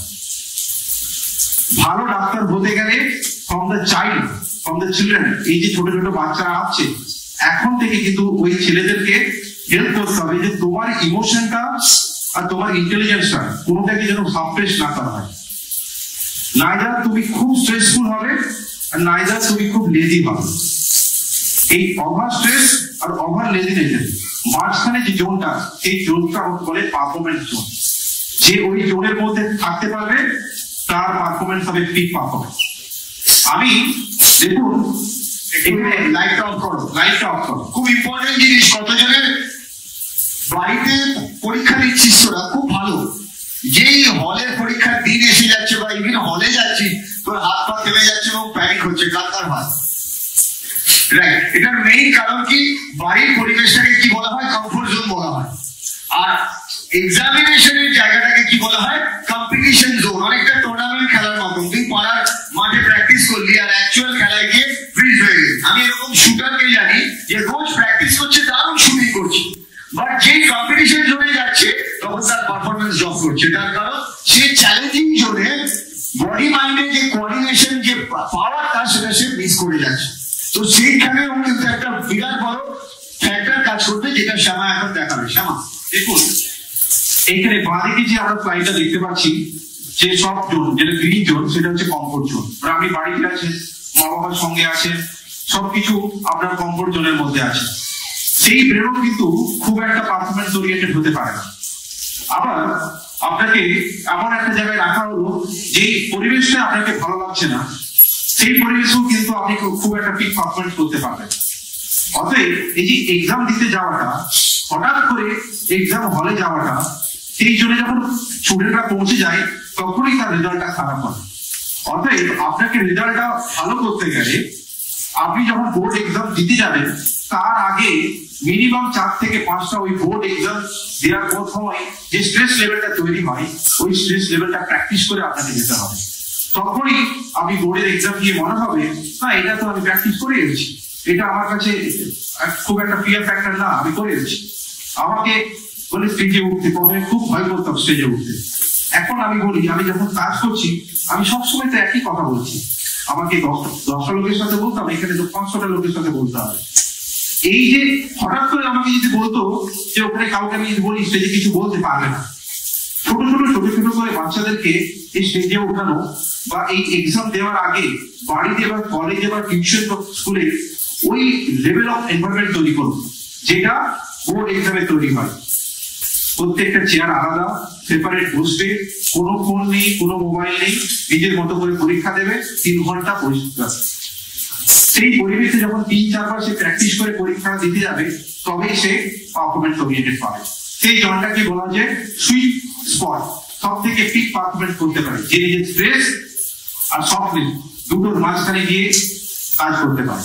ধরুন আমি একটা কাজ শুরু করি, এই যে দেখুন দুটো গ্রাফ আছে এখানে, ডান দিকের গ্রাফটা যাচ্ছে স্ট্রেসের দিকে আর উপরের দিকে গ্রাফটা আছে পারফরমেন্সের দিকে। আপনি খুব কমফোর্ট জোনে আছেন, সব থেকে নিচে যে থাকে আপনি ইনঅ্যাক্টিভ থাকছেন, বোর্ড থাকছেন। আস্তে আস্তে আপনাকে একটা এনভায়রনমেন্ট দেওয়া হলো, একটা কাজ দেওয়া হলো, সেখানে আপনি ইন্টারেস্ট পাচ্ছেন, কিউরিয়াস হচ্ছেন এবং এনার্জাইজ হচ্ছেন। আর উপরে যে কার্ভটা নিচ্ছে ওখানে গিয়ে পিক পারফরমেন্স করছেন। আবার এই পিক পারফরমেন্স থেকে আবার আস্তে আস্তে আপনি ফেটিগ হচ্ছেন, অ্যাংজাইটি হচ্ছেন, অ্যাঙ্গার হচ্ছেন, প্যানিক হচ্ছেন। এই যে কার গ্রাফটা কোন জায়গায় গিয়ে বন্ধ হবে, এখানে চলে আসে ফিজিক্যাল হেলথ। আমি এখানে সামান্য কথা মাঝখানে ঢুকবো। এখানে কতজন বাচ্চা যে পরীক্ষা আছে বলে এক্সারসাইজ যেটুকু করতে সেটাও বন্ধ করে দিয়েছো, কারণ মা বলেছে যে পরীক্ষা সো এক্সারসাইজ করছি না, পর বেশি করে বি অনেস্ট, রাইট? এক্সারসাইজ বন্ধ করে দেয়, আচ্ছা ওকে। সো এক্সারসাইজ বন্ধ করে দিলে পরীক্ষার আগে কি কি ক্ষতি হতে পারে? দেখুন এরপর সব থেকে বেশি ইম্পর্টেন্ট, আমাদের যে ব্রেন একটা সেন্সেশনকে নিচ্ছে, চোখ দিয়ে, নাক দিয়ে, কান দিয়ে, মুখ দিয়ে নিচ্ছে, ব্রেন সেটাকে প্রসেস করে কিন্তু আমাদের বডিতে মুভমেন্ট করছে। যার ব্রেন যত নেগেটিভ এক্সপিরিয়েন্স করবে তার পশ্চাৎ কিন্তু তত স্টুপিং হবে। হিরো এত বোরিং লাগলে মুশকিল। ওই যে তুই কিন্তু ওই জোনে আছিস, কমফোর্ট জোনে আছিস, অ্যাকচুয়ালি রোজ দুপুরবেলা ঘুম আসে, তো এই কথাগুলো তোর ভালো লাগবে না। ভালো লাগবে না একটা থেকে আনকমফোর্টেবল থেকে তুই করছিস, ও তোকেই তোর কথাই বলছে কিন্তু তুই ঠিক যেটা বলছে সেটাই না আসলে আমার ভালো লাগছে। এখনো সবকিছু ভালো লাগবে তাহলে উন্নতি হবে, তাহলে তো তাই হতো তো, তাহলে তো প্রত্যেকটা সাকসেসফুল লোক ভালো লাগছে, ভালো লাগলে উন্নতি হবে না। তোর এই যে ভালো লাগছে না সেইখানে তুই অ্যাটেনশন কতটা দিচ্ছিস সেটার উপরে তোর সাকসেস। আর তুই সাকসেসফুল হতে চাস কিনা যে সেটা তোর ব্যাপার। তোর কাছে সাকসেসের দাবি পাল্লা মানে বাড়িতে বিছানায় ঘুমিয়ে থাকা একবেলা না খেলেও হবে, সেটা তোর ব্যাপার। এখানে আমি তাদের জন্য কথা বলছি, বাবা ভুল বুঝিস না, যারা সিরিয়াসলি লাইফে গোল বড় আছে কিন্তু কোথাও একটা লিগ ফেলিওর হচ্ছে। কতজনের এরকম হয়, আমার গোল প্রচুর বড়, মানে আমি ঠিক ধরতে পারছি না গোলটাকে, রাইট? সো যারা ওই রকম ডেডিকেশন আছে তাদের কথাগুলো ভালো লাগবে। আমি বলছি তো আমার কথা আমারও ভালো লাগছে না, বোরিং লাগছে, কারণ টেকনিক্যাল কথাবার্তা, আমরা স্কুলে পড়াশোনা করতে তো আসেনি। এই জন্য আমি প্রত্যেককে বলবো অ্যাটেন্টিভ হওয়াটাও একটা আর্ট। ওই how you do one thing you do everything আমাকে যে টিচার বলেছিল সেটার উপরেই শ্যামাকে বলবো, শ্যামা টেকনিক্যাল কিছু দেখা না হলে মুশকিল হয়ে যায়। সো আমি কিছু এক্সারসাইজ দেখাবো যাতে আপনারা আপনাদের স্পাইনটাকে সোজা রাখতে পারেন এবং সোজা রেখে কনসেন্ট্রেটটাকে ইমপ্রুভ করতে পারেন। আমি একটু লাইট জ্বালাতে বলবো। আমি এখানে 3টে বা 4টে ছেলে বা মেয়েকে ইনভাইট করবো যাদের কনসেন্ট্রেশন ইস্যুস আছে। আমি কিছু টেকনিক্যাল জিনিস বলবো, স্টেজে চলে আসে যাদের বয়স 12 থেকে 15-16 মধ্যে।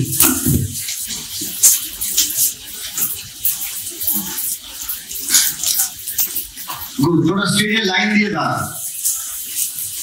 গুড, এখানে 90% বাচ্চা নিজে থেকে এসছে যাদের মনে হচ্ছে কনসেন্ট্রেশন ইস্যুস আছে। এবার কনসেন্ট্রেশন ইস্যুস এর মধ্যে সামনে একদম স্ট্রেট হয়ে দাঁড়া। আমরা যদি একটু টেকনিক্যাল দেখি, টেকনিক্যালিটি আমি বলবো এইভাবে কাত হয়ে দাঁড়া, কাত হয়ে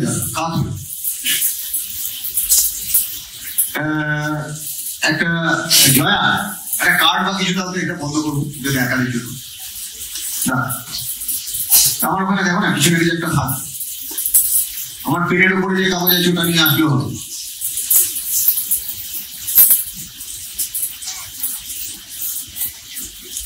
না এখন বন্ধ করলে মুশকিল হবে। ঠিক আছে ঠিক আছে, এবার আপনারাই দেখুন চ্যালেঞ্জেসটা কোথা থেকে শুরু হয়।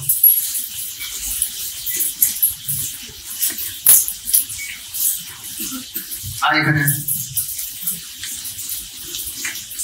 একবারও কিন্তু এভাবে ভাববেন না যারা বাবা মা এসছেন, সরি, যে ওকে ক্রিটিসাইজ করা হচ্ছে। সো প্রথমত ওর স্ট্রাকচার জোড়া কর, একদম জোড়া কর, ফার্স্ট বডি স্ট্রাকচার যেটার উপরে অ্যাটেনশন ডিপেন্ড করে সেটা হচ্ছে এটা নকনি বোঝেন? দুটো হাঁটু যদি আপনি জোড়া করে দাঁড়ান, দুটো হাঁটু যদি লেগে যায় সেটাকে নকনি বলে। নকনি থাকলে কি হয়, জোরে দৌড়াতে গেলে কি হবে, সামা পড়ে যেতে পারে। সো ফার্স্ট থিং, সো আপনারা যদি একটু ভালো করে দেখেন ওর এইখানে এই পোর্শনটা দেখুন আর এই পোর্শনটা দেখুন, কেন এরকম কার্ভ হয়েছে কেন স্পাইনাল কর্ডটা নিয়ে আপনারা নিজেরা দেখুন। এখানে আমি প্রত্যেককে দেখে দেখাবো, তাহলে আপনি বুঝতে পারবেন কনসেন্ট্রেশন ইস্যু। যারা স্টুডেন্টরা আছো তারাও বুঝতে পারবে।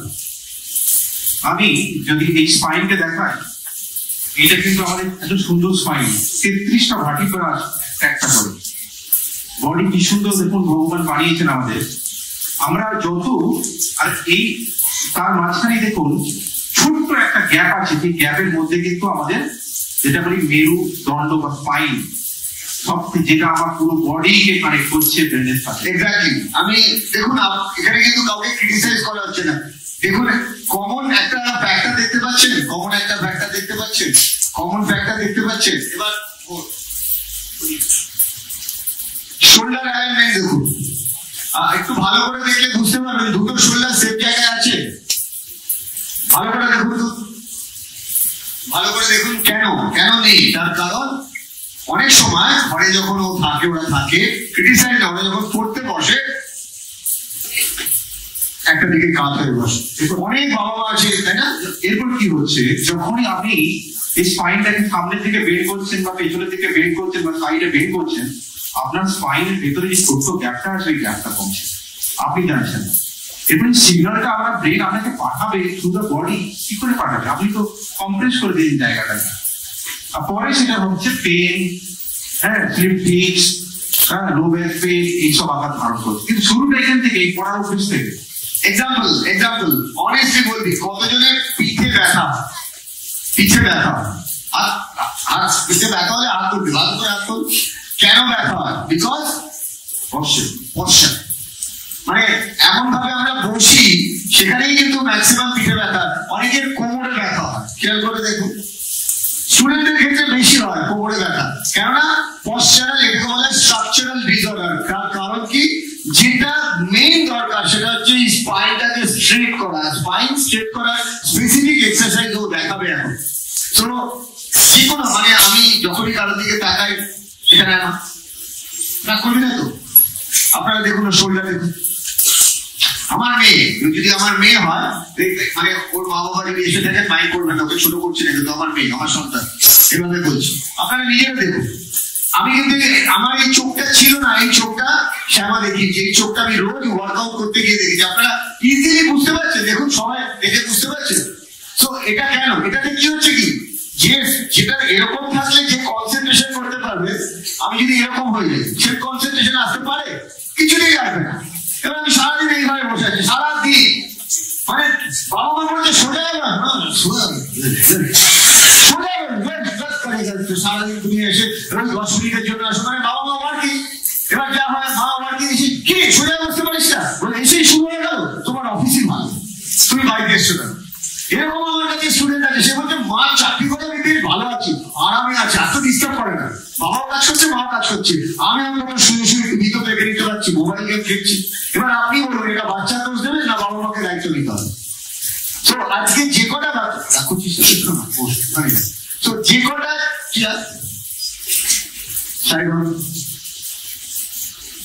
হাতে চিচুড়ে,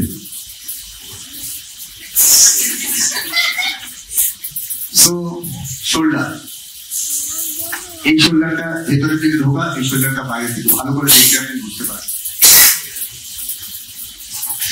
প্রথম কারণ আমরা দেখবো, দেখুন এই ইয়ারের সাথে শোল্ডার শুধু প্যারাল। প্রথম একটা গুড পশ্চারে প্রথম সাইন হবে, ওর ইয়ার দেখুন এইখানে আছে, ওর শোল্ডার দেখুন 2 ইঞ্চি ফরওয়ার্ড আছে। আমি আগে ভিডিও বলি 2 ইঞ্চি যদি নেক ফরওয়ার্ড হয়, আমাদের মাথার ওয়েট যদি 5 কিলো হয়, সেই ওয়েটটা পড়ে 12 কিলো পুরো spine. So posture very very important issue, মানে খালি একটু ছোট্ট একটা পশ্চার এক্সারসাইজ তোমরা যদি চেঞ্জ করো, তুমি অবাক হয়ে যাবে, যেটা তোমার সব থেকে মানে ভালো লাগে না সাবজেক্ট, সেই সাবজেক্টেও তোমার কনসেন্ট্রেশন বেড়ে যাবে। It's all about posture. এবং আমি শ্যামাকে থ্যাংক ইউ দেবো যে শ্যামা রিকোয়েস্ট করাতে, শ্যামা আজকেও চেম্বার ছিল থ্রু আউট দ্য ডে, ও সমস্ত চেম্বার ক্যান্সেল করে আপনাদের জন্য এসছে, ওর জন্য কিন্তু জোরে হাততালি দিলেন।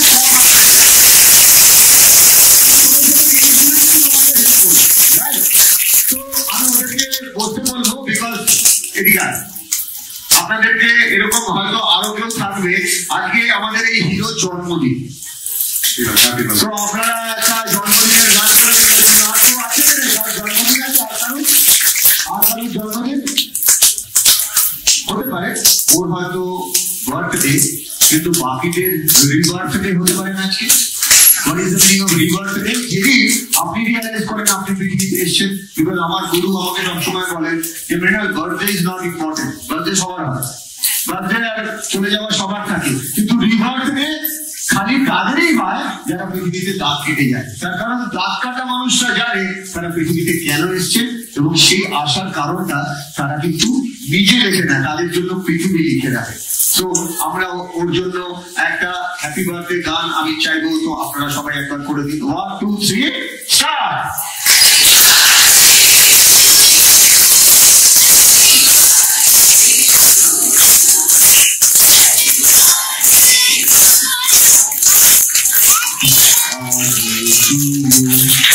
আমাদের জিমে যেদিন হ্যাপি বার্থডে থাকে, বার্থডে ওয়ার্কআউট থাকে, সেখানে 50টা পুশ আপ থাকে, তো এখন ওকে 50টা পুশ আপ করতে হবে। হাততালি।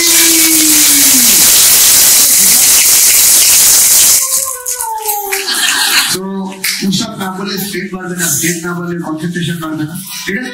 ঠিক আছে, ও বাচ্চাদের জন্য একটা হাততালি। চলে যাও তোমরা।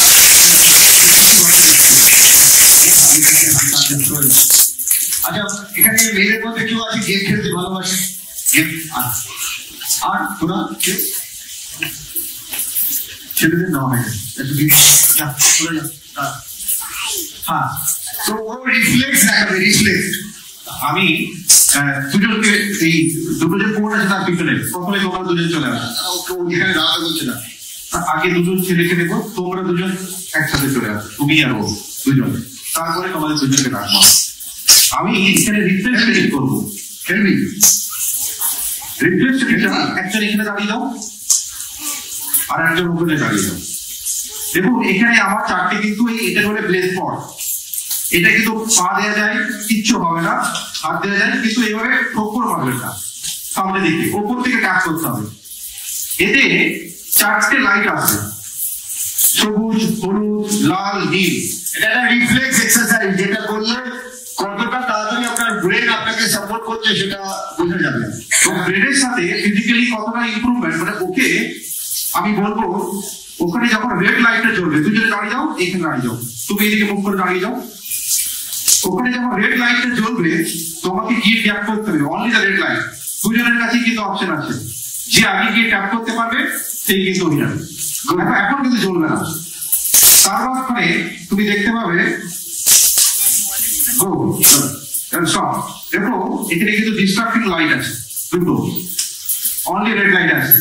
তো তোমাকেও সরে যাবে, তোরা সরে যাও, ওকে তোমাকে গিয়ে পা দিয়ে রেডটাকে ট্যাপ করতে হবে। ওকে, মজাটা খুলে দাও, সেই কাজ করবে না, তোমাদের দুজনে মজাটা খুলে দিতে হবে, তাহলে সেটা কাজ করে। রাইট, এবং নট অনলি দ্যাট, এই রেটটা কিন্তু পরের বার চেঞ্জ হয়ে যাবে। হ্যাঁ না, প্রত্যেকবারই কিন্তু যে কোনো জায়গায় হাঁটতে পারে, তোমার কনসেন্ট্রেট থাকবে, তুমি গিয়ে রেডটাকে ট্যাপ করা। ওকে ঠিক আছে, ঠিক আছে, চলো চলো স্টার্ট।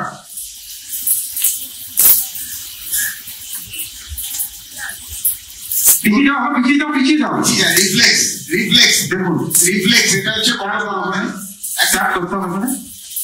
হ্যাঁ তুমি খুব অ্যাক্টিভ থাকতে হবে, বডি ল্যাঙ্গুয়েজ এরকম রাখতে হবে। ও অন হয়ে গেছে, বুঝতে পেরেছি, তোর সুইচ অন হয়ে গেছে। তো ও তোকে হারানোর কথা ভাবছি, রাইট? তুই ওকে হারানোর কথা না ভেবে তুই খালি তোর টার্গেট কি ওখান থেকে লালটা করে যা। ও লাল করছে না নীল করছে দরকার, তাহলে দেখবি তুই পারবি। হ্যাঁ, মানে বডিটাকে টুলের উপর থাক, তুই যদি ফ্ল্যাট করে থাকি অসুবিধা। দেখুন এখানে বলে দিই শ্যামার থেকে আমি শিখেছি এগুলো। ওর ফ্ল্যাট ফুট, দেখুন ও যে কারণে ফ্ল্যাট ফুট হওয়ার জন্য ও পিক আপ দিতে পারছে, আর ওর পায়ের যে গ্যাপ সেটা অনেকটা বেশি। তো অনেক বাচ্চারা, আমরা বাবা মারা বুঝি না ফ্ল্যাট ফুটের কি প্রবলেম। ফ্ল্যাট পাটা দেখা যাচ্ছে, দেখতে পাচ্ছি না, ভালো করে দেখুন। আমি দুটো পাকে রাখবো সামনে, দুটো পা, এই দুটো পা রাখবো, দুটো পায়ে রাখবো। তো এই ছোট ছোট জিনিস কিন্তু খালি মোটিভেশন চলবে না, কিন্তু আপনাকে টেকনিক্যাল জিনিস বুঝতে হবে। ও স্টার্টই নিতে পারছে না, তো ও তার মধ্যে পা ফেলে দিচ্ছে, বুঝতে পারছি? তার মানে ওর কম্পিটিশন কিন্তু ওর সাথে না, ওর কম্পিটিশন কার সাথে? ওর নিজের সাথে, ওর নিজের সাথে। ও যদি এটা এই বয়স থেকে না ওঠে, সবসময় কি ভাববে? আমাকে কেউ কথা দেয় না, আমাকে কেউ ভ্যালু দেয় না, তখন কি ভাববে? আমি কারোর কাছে ভ্যালু পাই না।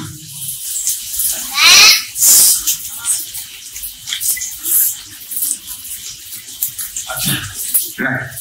সো আপনারা কনসেপ্টটা বুঝতে পারলেন? এবার ওর ইমিডিয়েট কি উচিত? এই ফ্ল্যাট ফুটের একটা প্রপার কি করা উচিত? শ্যামা, এক্সারসাইজ আছে, এক্সারসাইজ কেন হলো এগুলো জানা উচিত। এগুলো সবাই পক্ষে সম্ভব না, প্রত্যেক প্যারেন্টসের পক্ষে। আমি ধরলাম কি করে? আমি প্রথমে গেলাম, আমি দেখলাম ও স্টার্ট দিচ্ছে না কেন, ও অ্যাক্টিভ না। তখন আমি এগুলো কিন্তু শ্যামার কাছ থেকে শিখেছি কি কি কারণ হতে পারে। তখন আমি প্রথমেই দেখলাম ওর পশ্চারাল কোনো ডিসঅর্ডার আছে না। এবার ও স্পিক আপ করবে, পিক আপই নিতে পারছে না, কিন্তু ফ্ল্যাট। তো অনেক সময় কি হয়, কোন টিচার বা কোন স্টেট অ্যান্ড কন্ডিশনিং ট্রেনার যদি কারোর বডি দেখে বলে যে এর মাসেল নেই, তো ভয় পাওয়ার কিছু নেই। আমারও অনেক কিছু ছিল না, আমিও 10 বছর আগে ছিল না, কিন্তু সেই জায়গাটা কিন্তু গ্রো করতে হবে। যেরকম আমি একটা এক্সাম্পল দিই, কোথায় আর্মি অফিসার, এসো এসো, এই একটা প্যাকেটের মধ্যে আর্মির টুপি আছে,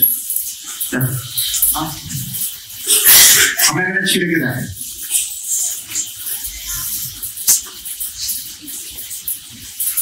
ওটা আরেকটা, ও ওর পরিচয় দেবে, ওর নাম শুনবে, ও কোথায় পড়ছি, ও কোথায় কোথায় ডিউটি করেছে। দেখো এখানে অনেকেই আছো যারা তোমরা ওর কোডটা শুনলে তোমরা খুশি হবে। ও নিজের পরিচয় নিজে দিবে। নমস্কার, আমার নাম অনিমেষ ঘোষ, আমার বাড়ি মুর্শিদাবাদের কান্দি। আমি একজন আর্মিতে জিডি র্যাঙ্কের চাকরি করি। তো আমি অনেক জায়গায় ডিউটি করেছি, তার মধ্যে ট্রেনিং সেন্টার আমার উত্তরপ্রদেশে ফতেগড়, তারপরে আন্দামানের পরে কার্গিলের পরে বেঙ্গালোর পরে জম্মু কাশ্মীর, সিকিম, এখন কাশ্মীরে শ্রীনগরে আছে।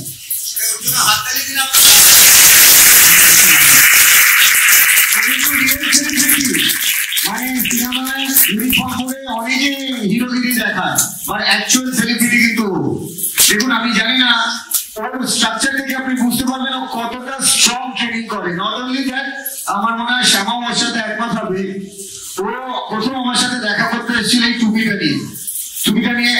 ও আমাকে বলেছিল স্যার আমি আপনাকে টুপিটা পড়াবো, তাই বলেছিলাম ঠিক আছে সবার সামনে পড়া। সেটা একটা গ্রেট মোমেন্ট আমার কাছে। ও একজন আর্মি এমপ্লয়ি এবং দেশকে সেবা করে।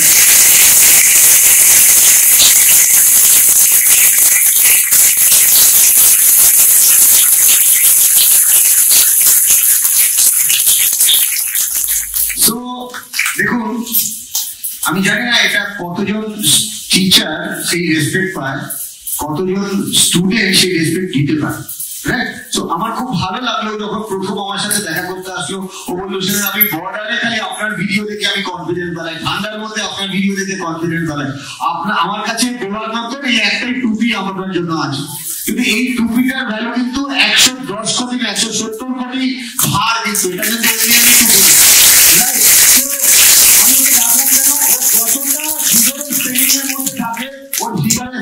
আপনি বুঝতে পারবেন। This is called fitness, right? তো অনিমেষের জন্য একটা হাত তুলে আপনারা হাততালি দিন।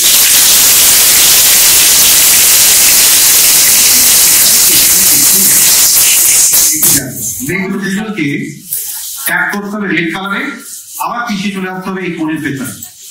যে সব থেকে আগে ট্যাগ করতে পারবে সে উঠে যাবে।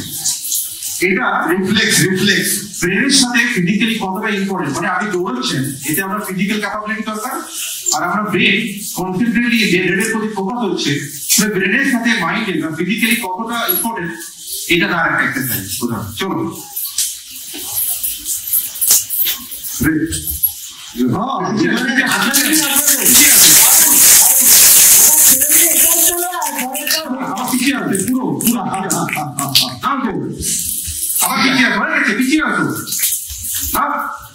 পিছিয়ে আসো আবার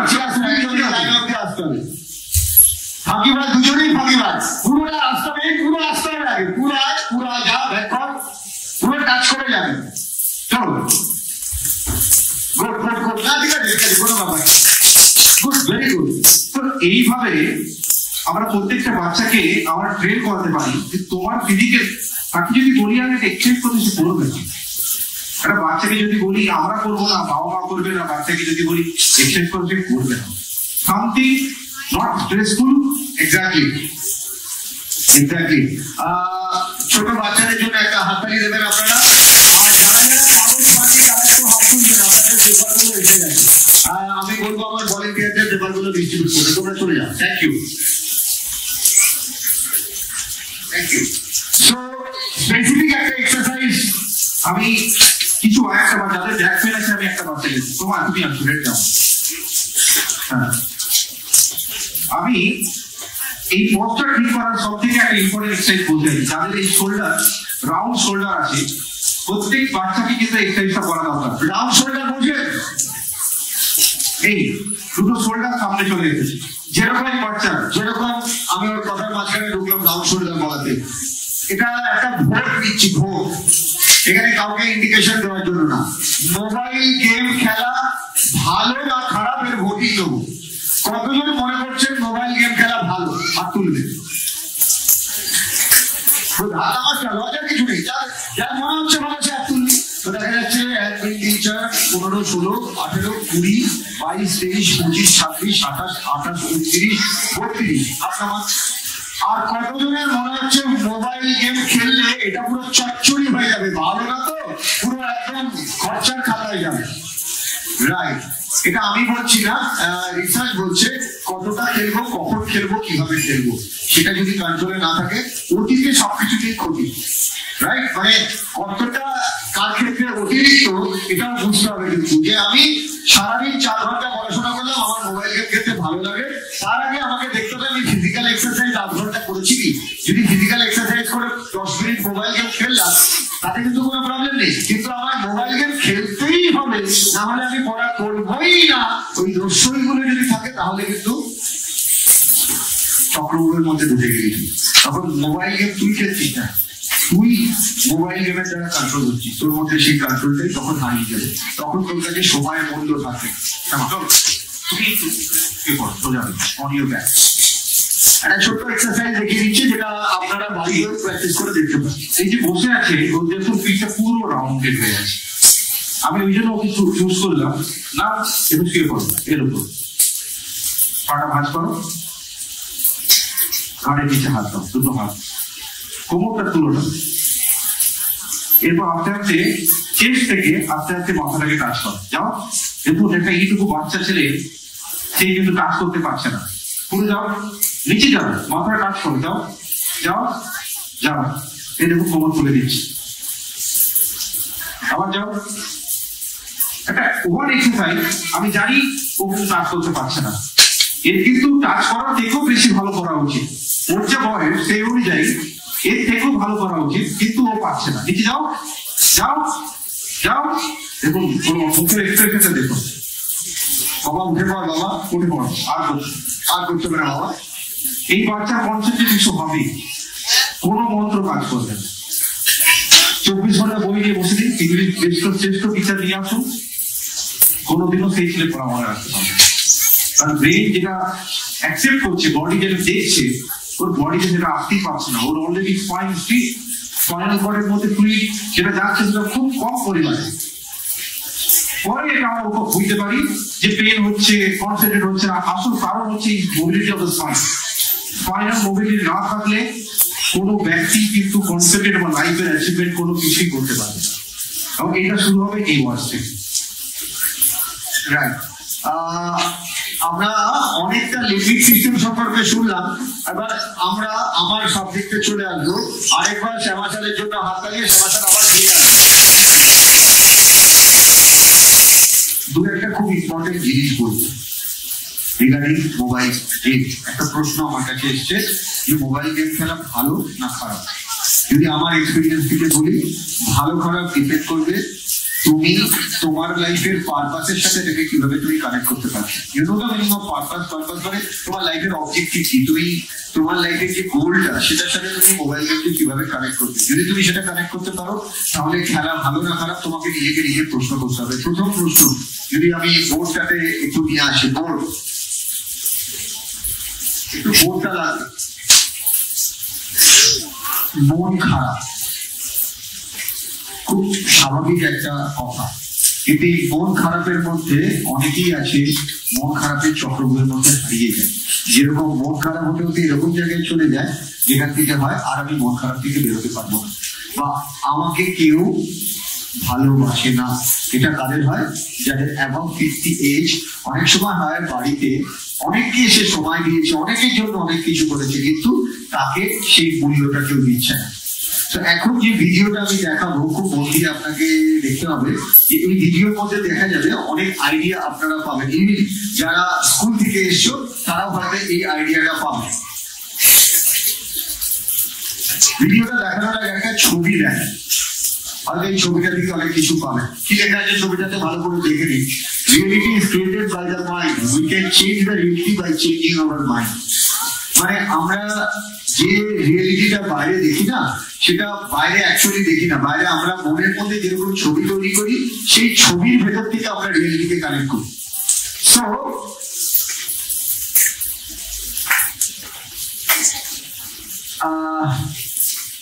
আমি যে ভিডিওটা দেখাবো খুবই ইন্টারেস্টিং একটা ভিডিও, যেটা আমি নিজেকে তৈরি করার জন্য এই ভিডিওটা দেখাবো। আমি জানি না তোমরা কতজন এটা দেখে আনন্দ পাবে, যেহেতু মহারাজ আমাকে বলেছিলেন যে প্রোগ্রামের মাঝখানে যে আমরা একটা ব্রেক দিতে পারি, আমি মহারাজকে বলেছিলাম না, ব্রেক আমরা দেবো না। যদি কাউকে বাইরে একটু ফ্রেশ হওয়ার জন্য কেউ যেতে চায় তাহলে চুপচাপ যাবে বা চুপচাপ চলে আসবে, কারণ আমরা ব্রেক দিলে আমরা যে সাবজেক্টে রয়েছি সেই সাবজেক্টের লিঙ্ক ফেলিয়ে হবে। আর আমি এটাও জানি যারা সিরিয়াস তাদের বাইরে যাওয়ার ইচ্ছা হবে না, বিকজ তার নতুন করে নিজেকে চেনাটা শুরু হবে। যেরকম এই ভিডিওটা খুব মন দিয়ে দেখবে, এটা কিন্তু আমার একটা নিজেকে তৈরি করার ক্ষেত্রে আমি নিজেকে এটা বানাই। ভালো করে দেখো ভিডিওটা, এটা মোর দ্যান 5000 মিটারের উপরের ভিডিও। এখানে উঠতে আমার সময় লেগেছিল 6 দিন।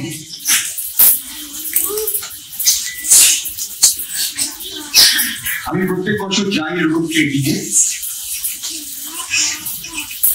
আমি কেন ট্রেকিংয়ে যাই? To learn from the situation, to learn from the nature. তো যারা তোমরা স্টুডেন্ট আছে, যাদের জীবনে অনেক বড় হওয়ার ইচ্ছা, জীবনে অনেক কিছু করার ইচ্ছা, আমি অবশ্যই বলবো নিজে অবশ্যই ট্রেকিং একটা হ্যাবিট তৈরি করতে পারো। Trekking is a very very good habit. কিন্তু ট্রেকিং করতে গেলে তোমাকে ফিজিক্যালি কিন্তু ফিট হতে হবে। মানে তুমি সারাদিন বিছানায় শুয়ে মোবাইল গেম খেলবে, তোমার লাইফে কোনো গোল নেই, তাহলে তুমি চললে ট্রেকিং করতে, তাহলে কিন্তু তুমি কিছুই পাবে। কিন্তু তোমার লাইফে একটা বড় গোল আছে যে না আমি জীবনে কিছু করবো, আমার কি করবো আমি জানি না, কিন্তু আমার ইচ্ছা নিজেকে চেনা, নিজেকে জানা, তাহলে অবশ্যই বলবো যারা সাউন্ড সিস্টেম কি দেওয়া নেই, না না সাউন্ড মিউট করা, সাউন্ডটা দিতে হয়। সাউন্ড আছে?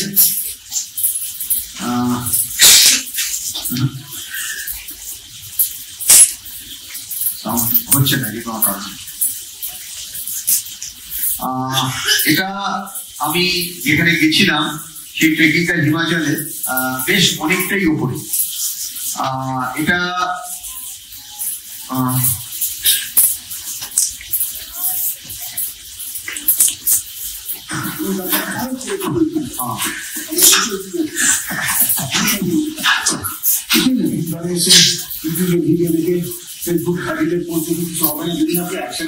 আমার কথাগুলো একটু জড়িয়ে জড়িয়ে এই জায়গায়, বিকজ আমি টায়ার্ডও ছিলাম, প্রচন্ড জোরে জোরে নিঃশ্বাস পেয়েছিলাম। আমার মনে আছে আমি কি বলেছিলাম, আমি এখানে বলেছিলাম খালি ঘরে বসে ইউটিউব দেখলে জীবনে সফল হওয়া যায় না, নিজেকে ফিল্ডে নামিয়ে নিজেকে ভাঙতে হয় মাঝে মাঝে। আর ভাঙাটা একটা প্রসেস, এবং সেই প্রসেসের একটা প্রসেস তোমাদের দেখাবো যেভাবে আমাদের ট্রেকিং যারা আমরা গেছিলাম তাদের মধ্যে একজন কিভাবে সার্ভাইভ করে, সেটা দেখলে বুঝতে পারবে।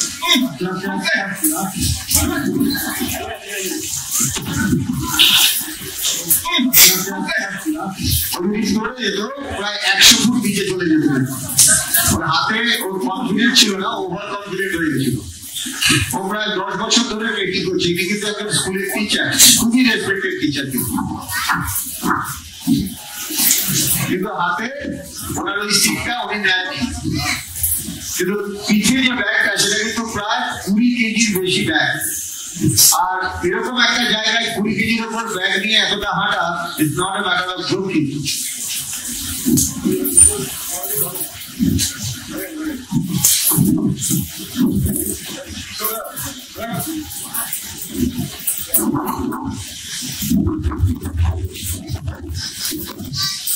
এই যে শ্যামা একটু আগে বলছিল, দেখো ওখানকার লোকাল পিপলদের দেখো, এরকম বড় কিন্তু ওখানে থাকে, টোটালি বড়। ভিডিও কমান ওখানকার লোকাল, এবং শুধু পড়লো না, আমার ফিটনেস দেখো, ওর সঙ্গে সঙ্গে পড়ার পরে আমার সঙ্গে সঙ্গে উঠে যাবে। কিন্তু এখানে যদি সাধারণ কোনো মানুষ পড়তো কিন্তু সে ওখানেই অর্ধেক অবস্থা খারাপ না। এগুলো সবই লিম্বিক সিস্টেমের খেলা। আমি আজকে ইভেন্ট যখন একটা পোর্শনে আসবে, আমরা শ্যামার সাথে তোমাদেরকে কথা বলার স্কোপ দেবো, এবং সেখানে দরকার হলে যাদের বডিতে কোনো স্ট্রাকচারাল ডিসঅর্ডার আছে বা যাদের মনে হয় এরকম পরিবেশ,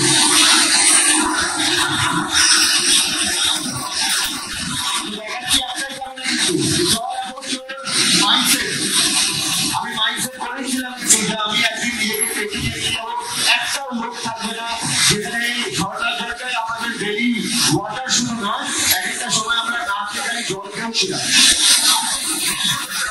এখানে অক্সিজেন পার্সেন্টেজ প্রচুর কমে যায়, প্রচুর। তখন খাবার খেতেও তোমার ইচ্ছা থাকে না। আমি এটা দেখাচ্ছি দুটো কারণে। আরেকটা জিনিস দেখাবো, যেটার উপর কনসেন্ট্রেশন ডিপেন্ড করে, যেটা ভিজুয়ালাইজেশনের একটা পার্ট। আমার কাছে অনেকেই আছেন, একটু লাইটটা জ্বালাবেন, একটুখানি হলের লাইটটা দিলেও হবে।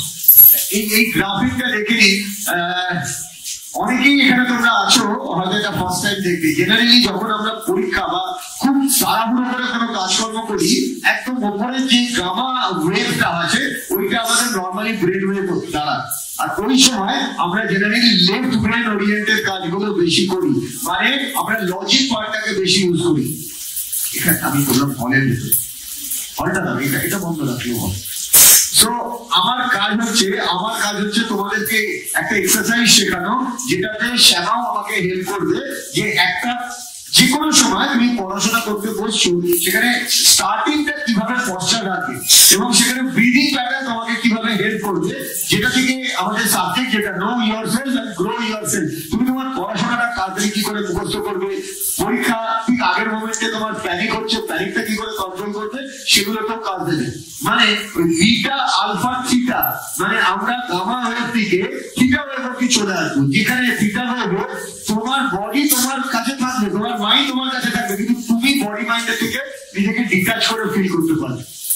তো শ্যামা একটু কিভাবে বসে এক্সারসাইজ করা উচিত, পড়তে বসার সময় স্পাইনাল কর্ডটা কিরকম থাকা উচিত যদি একটু দেখিয়ে দেওয়া হোক, তখন আমি মিউজিক চালিয়ে দেখাবো কিভাবে এটা ডেইলি বাড়িতে আপনারা প্র্যাকটিস করবেন। প্রথমত আমাদের যে চেয়ার চুজ করা উচিত, আমরা যে চেয়ারে বসে আছি এখন, যদি আমি মেডিকেলি বলি না আরোগ্যমেটিক্যালি সব থেকে বাজে যদি কোনো চেয়ার হয় এই চেয়ারগুলো। কেন? প্রত্যেকে দেখুন, আমরা যে বসে আছি আমাদের নিটা হিপের অ্যাবাভ আছে। এটা যদি হিপ হয়, হাঁটুটা দেখুন, আপনার হাঁটু আছে উপরে, হিপটা আছে নিচে। চেয়ার এমন চুজ করতে হবে আপনার নিটা সবসময় নিচে থাকবে, ফ্রম দা হিপ। প্রথম কথা, পা রেস্টিং এ থাকবে। দ্বিতীয় কথা, থার্ড কথা, চেয়ারের সামনে এইভাবে বসবো না, এইভাবে চেয়ারের ডগে বসবো না। প্রথম বসার নিয়ম হচ্ছে চেয়ারটাকে টেনে চেয়ারের সব থেকে পেছনের প্রান্তে, কারণ প্রত্যেক চেয়ারে দেখি এখানে একটা কার্ভ করা থাকে, এগুলো কোনো আগ্রহীদের চেয়ার নয়, এখানে একটা কার্ভ করা থাকে। সেই কার্ভটা করার মানে হচ্ছে যখন আমরা পিছিয়ে বসি আমাদের যে লাম্বার স্পাইন, লোয়ার ব্যাকের স্পাইন, এই স্পাইনটা এক্সটেনশনে থাকে, আর এক্সটেনশন হচ্ছে আমাদের লাম্বার স্পাইনের নর্মাল কার্ভেচার। আর যদি আমরা এরকম করে সাউথ করে বসি, সেই লাম্বার স্পাইনটা ফ্লেক্সনে থাকে। যত লাম্বার স্পাইন ফ্লেক্সনে থাকবে আপনার ব্যাক পেন, আপনার কনসেন্ট্রেশন সব কিছুতে আপনার এফেক্ট করবে। তাহলে তিনটে পয়েন্ট। চেয়ারে বসার প্রথম নিয়ম হচ্ছে চেয়ারের সব থেকে পেছনে গিয়ে বসা এবং টেবিলকে সামনে রাখা। আপনি টেবিলের সামনে যাবেন না, টেবিলকে আপনার সামনে নিয়ে আসবেন। নেক্সট, এমন চেয়ার চুজ করবেন যেখানে আপনার নিটা সবসময় নিচে থাকে compare to the hip. Second point, মানে এটা হিপ জয়েন্ট, এটা নি জয়েন্ট, হিপটা যেন উপরে থাকে। এই কখনো এরকম দেখুন, এই যে ব্যালকনি চেয়ার প্রত্যেককে দেখুন হিপটা ভেতরে ঢুকে গিয়েছে, প্রত্যেকটা লাম্বার স্পাইন ফ্লেক্সনে আছে। এই লাম্বার স্পাইন যত ফ্লেক্সনে থাকে, মানে স্পাইনের কার্ভেচারে দেখুন আমাদের স্পাইনটা কি সুন্দর একটা কার্ভ আছে, সোজা কিন্তু নয়, মেরুদণ্ড কিন্তু সোজা নয়। সবাই বলে মেরুদণ্ড সোজা করে বসুন, মেরুদণ্ড কিন্তু সোজা নয়, মেরুদণ্ডের একটা নর্মাল কার্ভেচার আছে। এই কার্ভেচারটা তখনই মেনটেন হয় যখন আপনি পিছিয়ে বসেন, আর এই কার্ভেচারটা লস হয় যখন আপনি সামনে করে বসেন। আর এই কার্ভেচারটা আস্তে আস্তে সামনে থেকে একটু সোজা হয়ে বসতে হবে। সবাই যেরকম বললো একটু সোজা হয়ে বসুন। একটা সাইন্টিফিক প্রসেস, আমি প্রসেস অ্যাপ্লাই করলাম। First of all limbic system, আমাদের স্পাইনাল কর্ডকে সোজা করানো হবে যাতে তোমার নার্ভাস সিস্টেম অ্যাক্টিভেট থাকে। তারপর আমি কি করলাম, আমি খুব টেকনিক্যাল কথা বলছি, আমি আবার বলছি, যারা আমার সেশন আগে জয়েন করেছেন আপনি দেখেছেন, এত টেকনিক্যাল কথা আমি বলি না, একটু কথা বলতে থাকি। বাট আমি টেকনিক শিখেছি যেগুলো তোমরা বাড়িতেও এগুলো করতে পারো। It's all about your mindset. আমি কিন্তু এগুলো শিখে বড় হই, আমি খেলাধুলার মাঠে ছেড়ে, বা যেদিন আমি ডিসাইড করলাম যে আমি এটা শিখবো, সেদিন কিন্তু আমি এটা শিখলাম। এটা অনেক ডাইনামিক ওয়েতে হয়। এই যে আমি যখন দেখালাম তোমাদেরকে, তোমাদের বলেছিলাম গামা ওয়েভে তোমরা রয়েছো, অ্যাকচুয়ালি তাই, কিন্তু আমি তোমাদেরকে নিয়ে গেছিলাম আলফা ক্রস করে থিটা স্টেজে নিয়ে গেছিলাম। যেখানে তোমার ব্রেন ওয়েভ এতটা স্লো ডাউন হয়ে গেছিল, যেখানে তোমার হার্টবিটটা খালি এরকম করছিল, তুমি ফিজিক্যাল বডিটাকেও ফিল করতে পারছিলে না এবং মনটাকেও ফিল করতে পারছিলে না, যেটাকে অনেকের ক্ষেত্রে ঘুম বলে থাকে। তো কতজনের মনে হলো আমি চোখ খুললে বলছি কিন্তু চোখ খুলতে ইচ্ছা করছে না, কারণ হচ্ছিল ইচ্ছা করছে না, আরেকটু থাকলে তো ভালো হতো, রাইট? তো এটা একটা এক্সারসাইজের একটা পার্ট যেটা আমি তোমাদের সাথে শেয়ার করলাম। অনেকে আমার চেম্বারে আসো, অনেকে আমার বাড়িতে আসো, অনেকে আমার কলকাতার চেম্বারে, অনেকে ডেট পাঠা বলে আজকেও এখানে আমাকে ধরছিলেন, আমি বলেছি নিশ্চয়ই ডেট দেওয়ার চেষ্টা করবো। তো যারা আমার কাছে ডাইরেক্টলি আসতে পারেন না, আমি তাদের জন্যই বারবার বলবো এই এক্সারসাইজটা আপনারা বাড়িতেও প্র্যাকটিস করতে পারেন। কিভাবে প্র্যাকটিস করবেন? আপনারা দেখবেন আপনাদের কাছে একটা বুক মার্কার দেওয়া হয়েছে, কি দেখাবেন বুক মার্কারটা? বুক মার্কার কারা কারা পেয়েছেন একটু দেখাবেন, একটু তুলে দেখার দয়াকারে আপনাদের এখানে ছবি তুলতে পারবেন। প্রত্যেকে বুক মার্কার, বুক মার্কার, বুক মার্ক, বুক মার্ক, একটা বুক মার্ক দেওয়া হয়েছে, বুক মার্ক, রাইট? এই বুক মার্কের মধ্যে ফার্স্ট অফ অল আপনারা দেখবেন দুটো স্ক্যানার দেওয়া আছে, যে সমস্ত কমিউনিকেশন সেটা পেয়ে গেলেন আমাদের দেওয়া আছে, এখানে আমার ফোন নাম্বারও দেওয়া আছে।